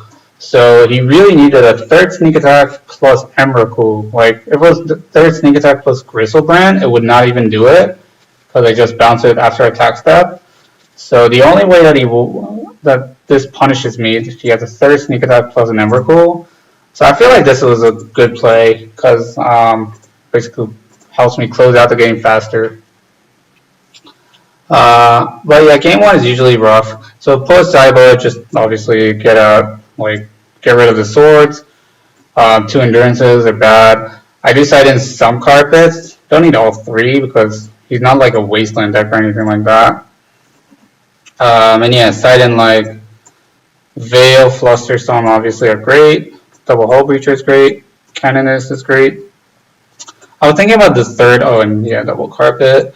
I was thinking about the third Dress Down, but the thing is, Dress Down is fine actually because it, for example, it stops like sneak attack because if he puts an Emrakul and I'm above 15, then yeah, I'll just take 15 and then you sacrifice it, so nothing really interesting happened and we can continue playing. But yeah, so this hand is non-force, but a bunch of blue cards, so hopefully we'll find some forces, which we find a lot of forces. We find 3 forces plus a Flusterstorm, so close to perfect, to be honest. Like, can't get much better than that.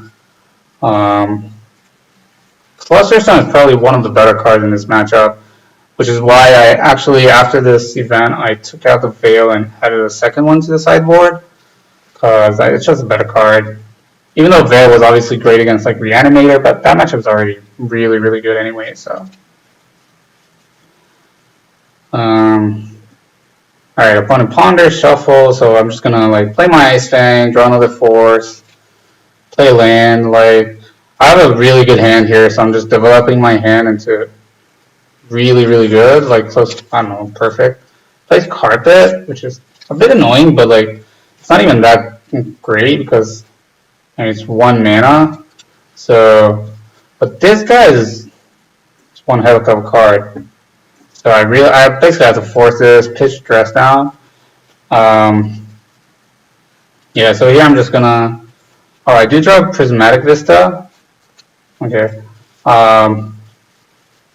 Yeah, so now I have, oh, the reason I wanted Prismatic Vista, so I have Hardcast Force of Negation plus Flusterstorm. So if I didn't draw it and I play Caracas, I don't have triple blue. Yeah, so here I'm just great shape. He's gonna play Show and Tell. Go ahead and fetch the island and just Flusterstorm it, Force of Negation this. Which he Force of Wills, which is just perfect. Like here I'm just gonna basically Flusterstorm away the Show and Tell. And like I got a great exchange from that. I got a 2-for-1, so everything turned out great. Now I'm pretty like open to attack, but yeah, I just play my Canonist, he Gristlebrands, I bounce it, but now he cannot play anything, like, because of Canonist, so that's kind of funny interaction that I played. Like, I got off of Canonist, I got that. Played a Cosmolix Return, which is an interesting choice of card, for sure. So here I'm just going to play safe, play my, like, I'll have Snap, Force of Negation up. Plays Lotus Petal, that's fine. Plays another Carpet. It's kind of funny, now he can actually hardcast Crystalbrand off these carpets because he can get black mana.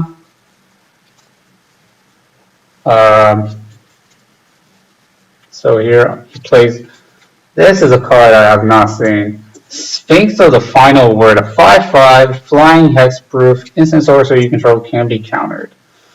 So here I'm just like, okay, I gotta find something because I'll die to Sphinx. It's gonna kill my J, it's gonna kill everything. So I'm just gonna go ahead and brainstorm. Don't need the Sylvan Library. And I think I put back Sylvan Library plus Jace. What I really want to draw is Dress Down. That would be probably one of the better draws. So let's go ahead and brainstorm. Find a Dress Down. So that's good. Play Ponder, probably just shuffle that away. Brainstorm, digging really deep on another Sylvan Library. Let's play Uro, so I get the land into play. Yeah, so now like I'm feeling kind of okay because even if he gets Grizzlebrand to play, he can't really use it obviously because he's at 7 life. So now I'm just gonna Dress Down. I'm hoping that it resolves, and then chump with my Snapcaster Mage because I want to keep this Jace alive. And then I can Uro, and like that's another source of card advantage. Another Snapcaster Mage, also a great draw. Yeah, so he's just gonna play his Gristlebrand, I'm guessing. Yep. I think his hand was like a bunch of Gristlebrand or something like that. Cause yep, he didn't counter my Dress, so it's not any Pyroblast or anything like that. Cause if you would have killed Jace or counter Dress Down, at least. So yeah, I don't really need the Sylvan Library. The second Uro is nice to pitch to fourth. Obviously, I would have loved if I if I knew I would draw in the third Uro, so that would be okay. So here, yeah, just kind of interesting that let the Jace die, and then I just bounce like Gristlebrand. Now I get rid of all his carpets, so he can't really hardcast the Gristlebrand. So yeah, now he's gonna brainstorm. And I'm just going to Hull Breacher and opponent's going to scoop because that's what Hull Breacher does. So this game was kind of weird. I don't know what the opponent had in hand. He has 5 cards and he basically did nothing at all. But we saw a Sphinx of the Final Word. So I was like, alright, maybe I should side in like a Terminus or something because that guy's kind of scary, to be honest. Round 8. So here I'm again against the very weird sneak and show. So I do side in one Terminus. I could have sided into Dress Down, but that actually doesn't deal because I needed to side in Swords, which I don't really want to sideboard in. Alright, so yeah, side in Terminus, side out of the land again because I sided into Carpus. So I'm basically still at 21 sources. There's a merit just side out the Carpet, like the Vista anyway, and side in them like the Dress Down, for example. So this hand's great. Opponent mulligans to 6. Just double force, basically everything I want. Like blue cards, forces, yeah. So I'm just gonna go ahead and play my Ponder. Find more blue cards, great. That's basically all I want. Blue cards for days plus forces. Opponent ponders. Choose to not shuffle, plays land. So we're just like building our hand here. Nothing too interesting just yet. Fireworks is not happening just yet.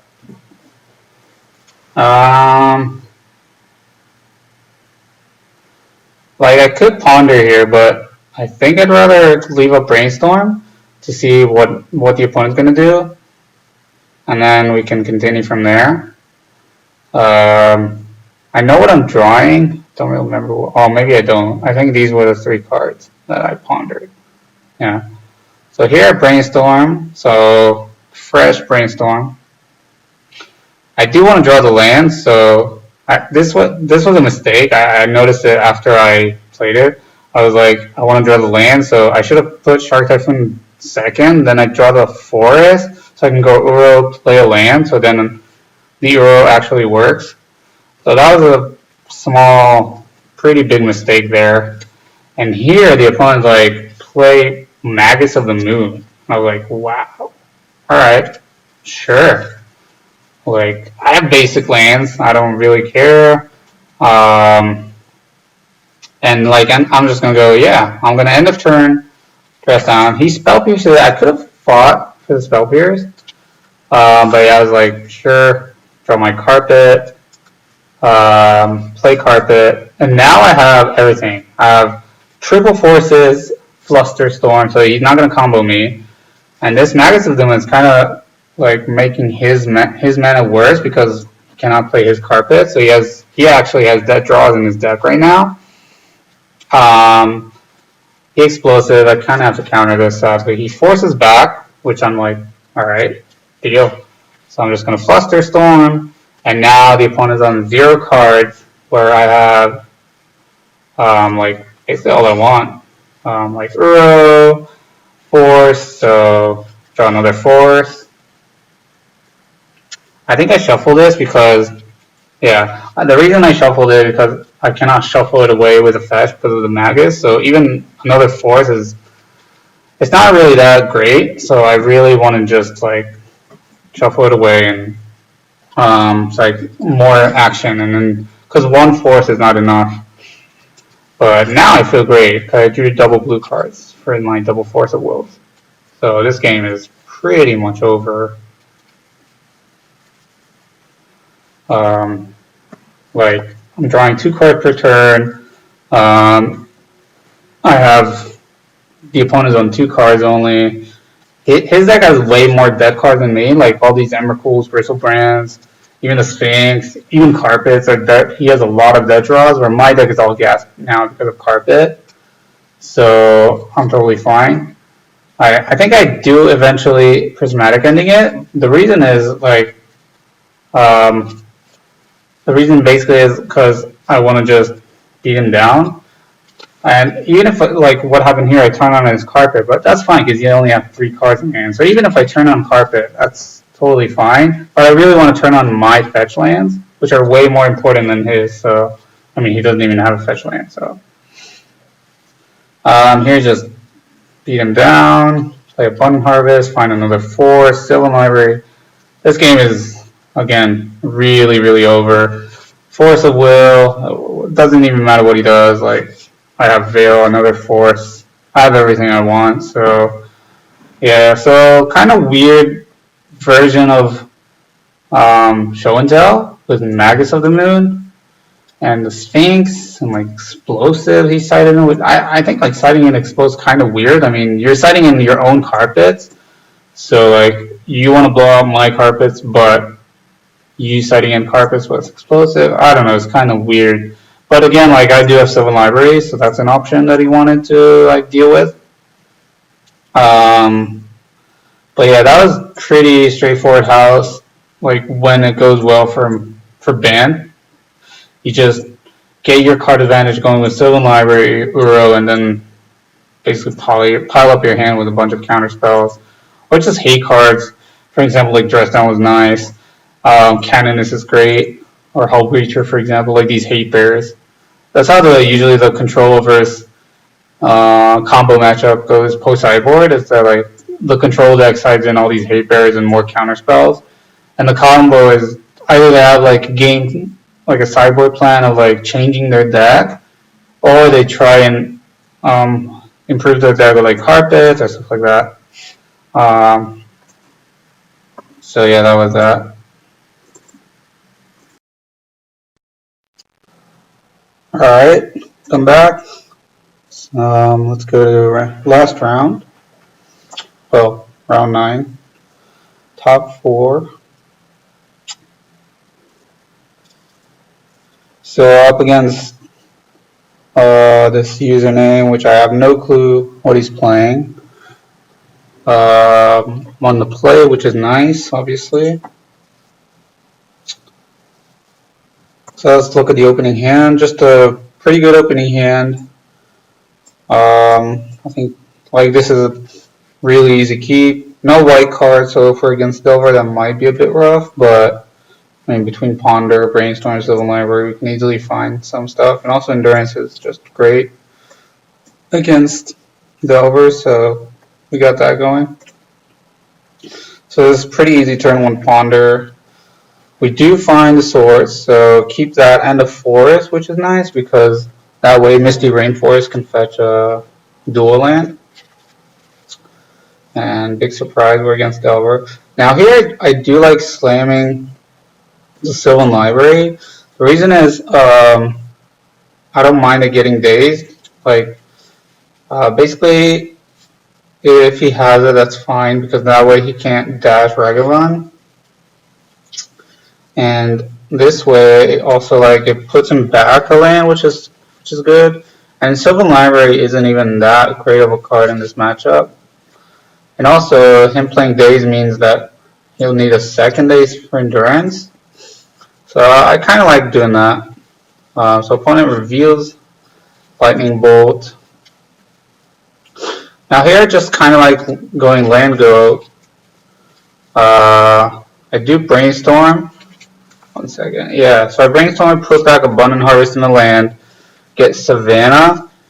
The reason I got Savannah is because Forest Rain can get an island, for example, if I need to, or the Tundra itself.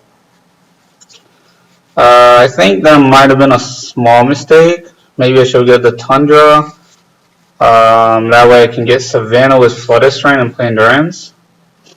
So that was probably a small mistake here, because if the opponent wastelands my Savannah, I basically have to get Tropical Island with this Flooded Strain to play Endurance, and then I don't have a white source for my Swords to Plowshares, which is exactly what happened.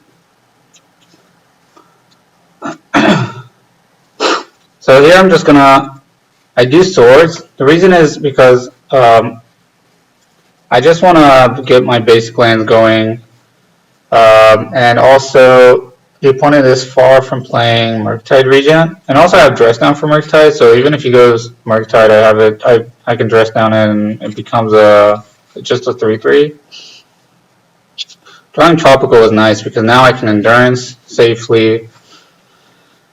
Let the opponent do his thing, that's fine.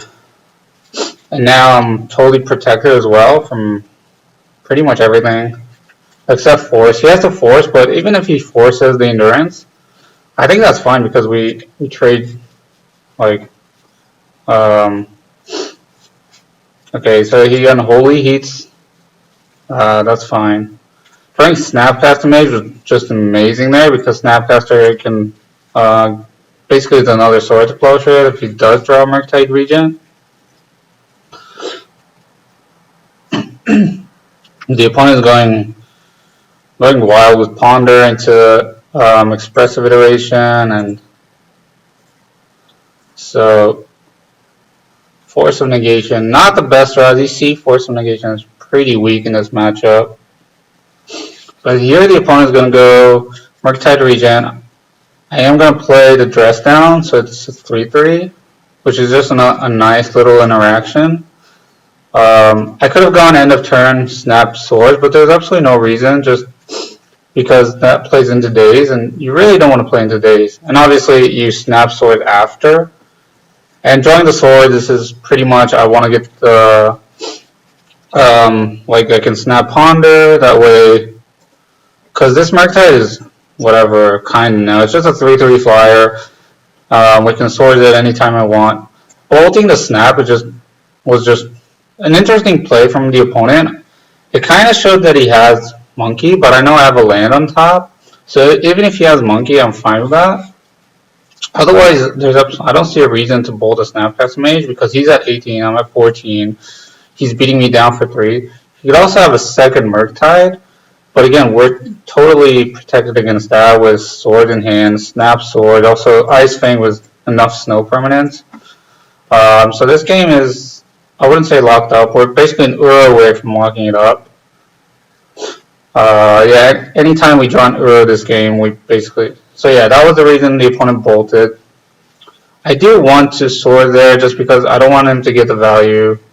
I think I have the land on top. Yeah, so I do want the land just to have more green sources in case I do draw the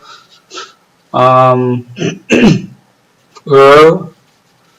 So here, what's the good, like I can just play the Ice Fang, block with it.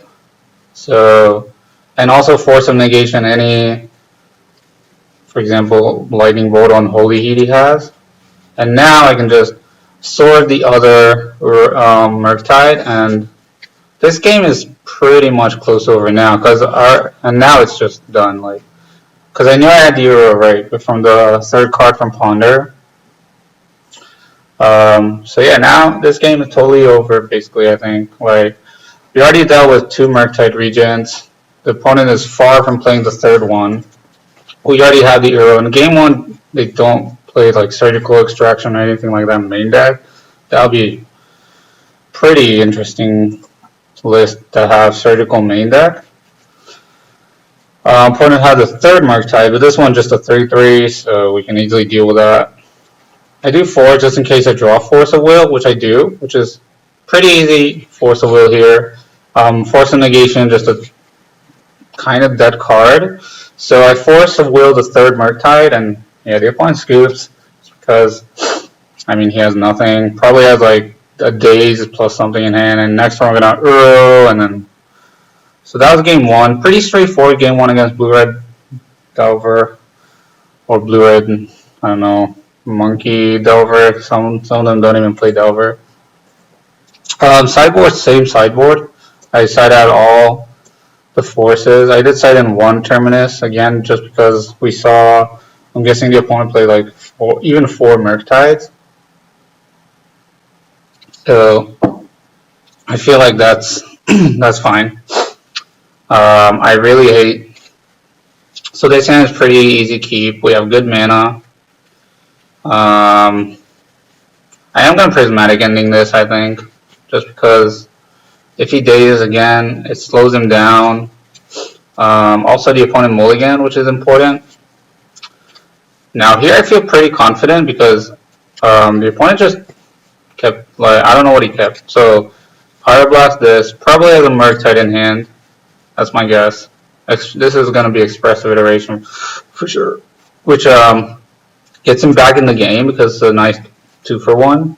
Expressive Iteration is one of the best cards that I think Blue-Red got in the past.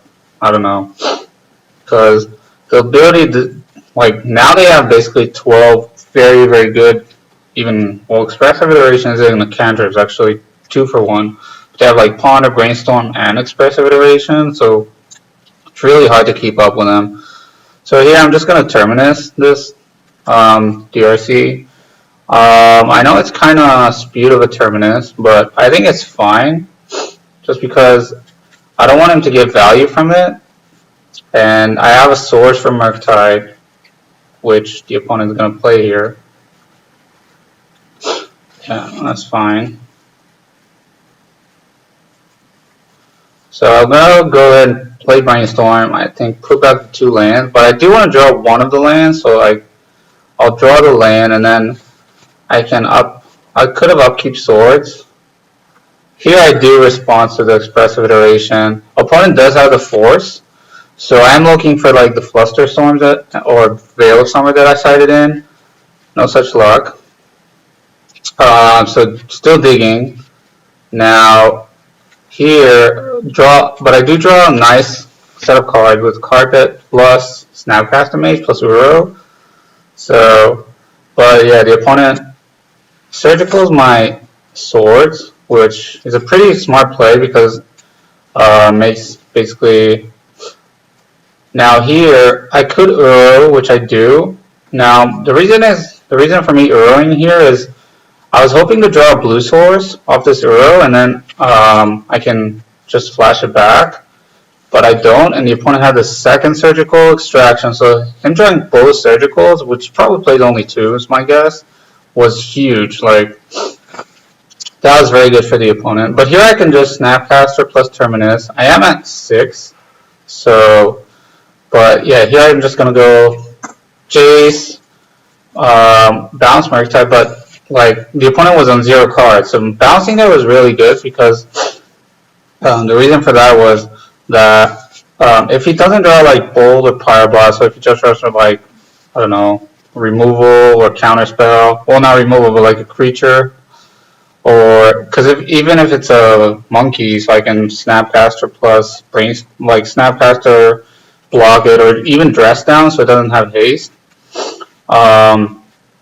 But the opponent drew Lightning Bolt, which was just probably one of the better draws he could have had there. My hope was that he would brick 1 turn, and then like he plays Murktide, I can Brainstorm plus Snap Terminus. Here he goes. I'm going to dress down this just so it's a small Murktide. Prismatic Ending is probably not. I do have to Snap Terminus here because then I die to Brainstorm. So sadly, we are flooding out a bit. But Endurance is just an amazing draw here. So I go at Endurance, plus I get rid of the Dragonite Chandler. Now here, like, I feel a bit commanding, but again, like, I am at 6. So, and the opponent does draw another Murktide, plus a fetch. So he's going to play his Murktide, but we get the protection, kinda. But this game is still wide open. I still have to draw something, and my Uros are surgical, so there's that. I do get a bit aggressive, but I think that's fine because, like, so I ponder. I think I shuffle this ponder probably. Let me choose to shuffle. So my ponder was bad. Now that might have been a spew of dress down, just because it could be useful. Now I do that to Lightning Bolt here, but usually I think they side out some amount of Lightning Bolts, and the opponent, well, I actually shuffled back 1 bolt, so it's actually, he didn't actually use it, so he's probably like 3 or 4 bolts, but I don't think I can just stay and not do anything here. So yeah, there's another expressive iteration, a Delver. So I really need to draw something, draw a land. So now we're basically, if he flips this Delver, I'm just dead on boards. Just drew some pretty rough ones, and yeah, this game. Another expressive iteration. Opponent attacks, and we're done. Sadly, like, I think this game was kind of rough. Like, I felt really good, but last 3 or 4 draws were really bad. In a way that obviously just drew lands. I could have not played the Uro, by the way. I could have just waited on the Uro until I drew another land. Because I did, or just wait till double carpet and then I can get it back.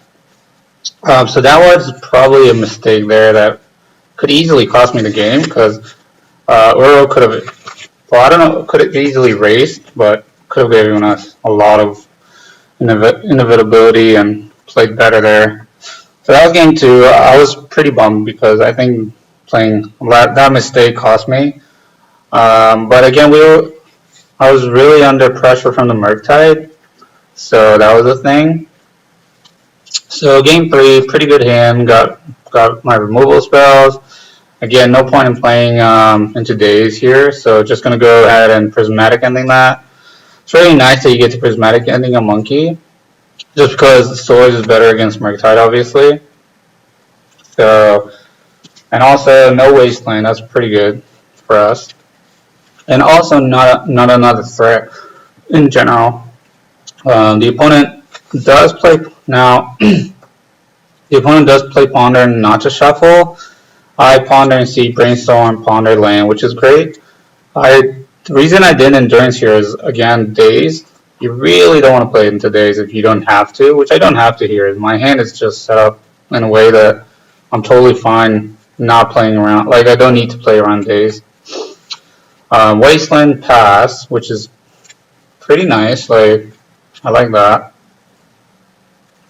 It's going to be Expressive Iteration. Again, this is probably one of the best cards in the matchup, but the opponent doesn't find a land, so it's basically a 1-for-1.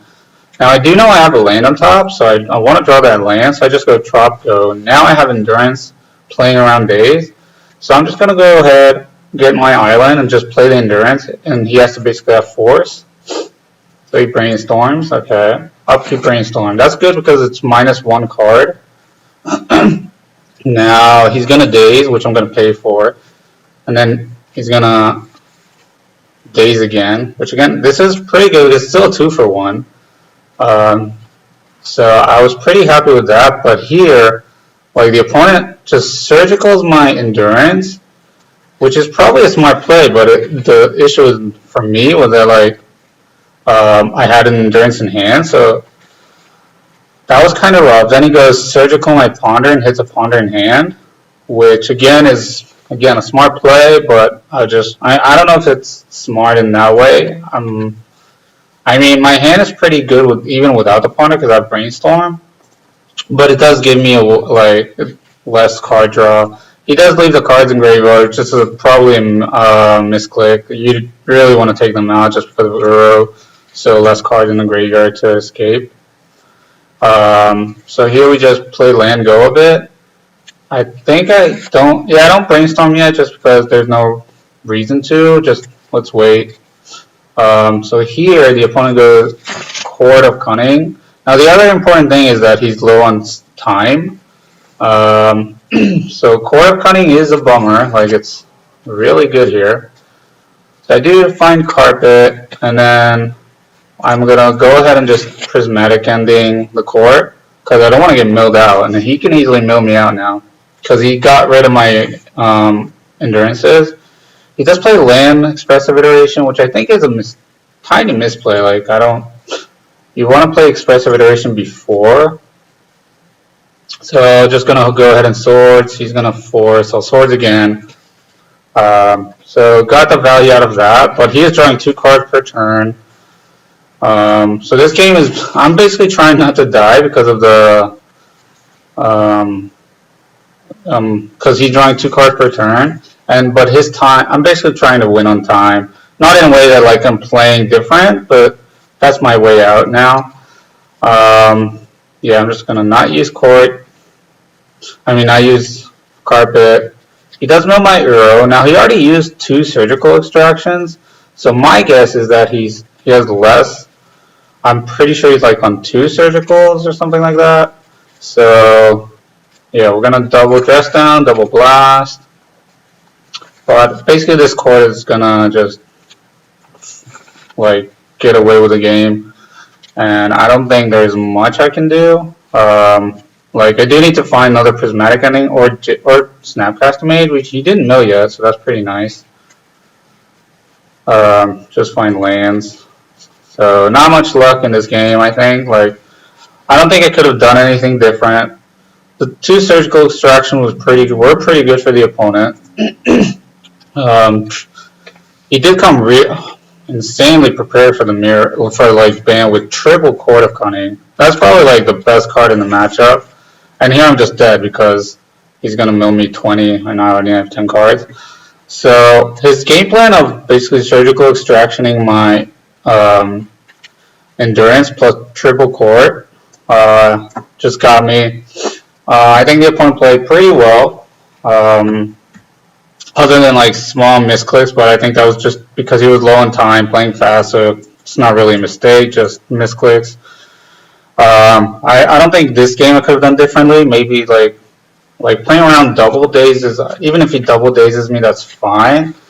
But yeah, like him drawing both surgicals quickly, both game 2 and 3 was just insane. I think he probably played like 2. I don't think they play 3 these days.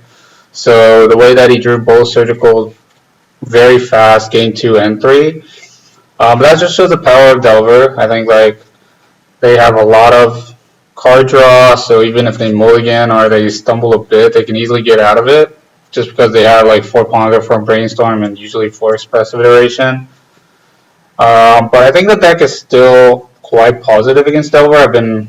I would say around 50-50 or above, maybe a bit more for the banned version. Really depends on the Delver list. Like this list has had 3 Chord of Cunnings in the sideboard, which is probably one of the better cards in the matchup.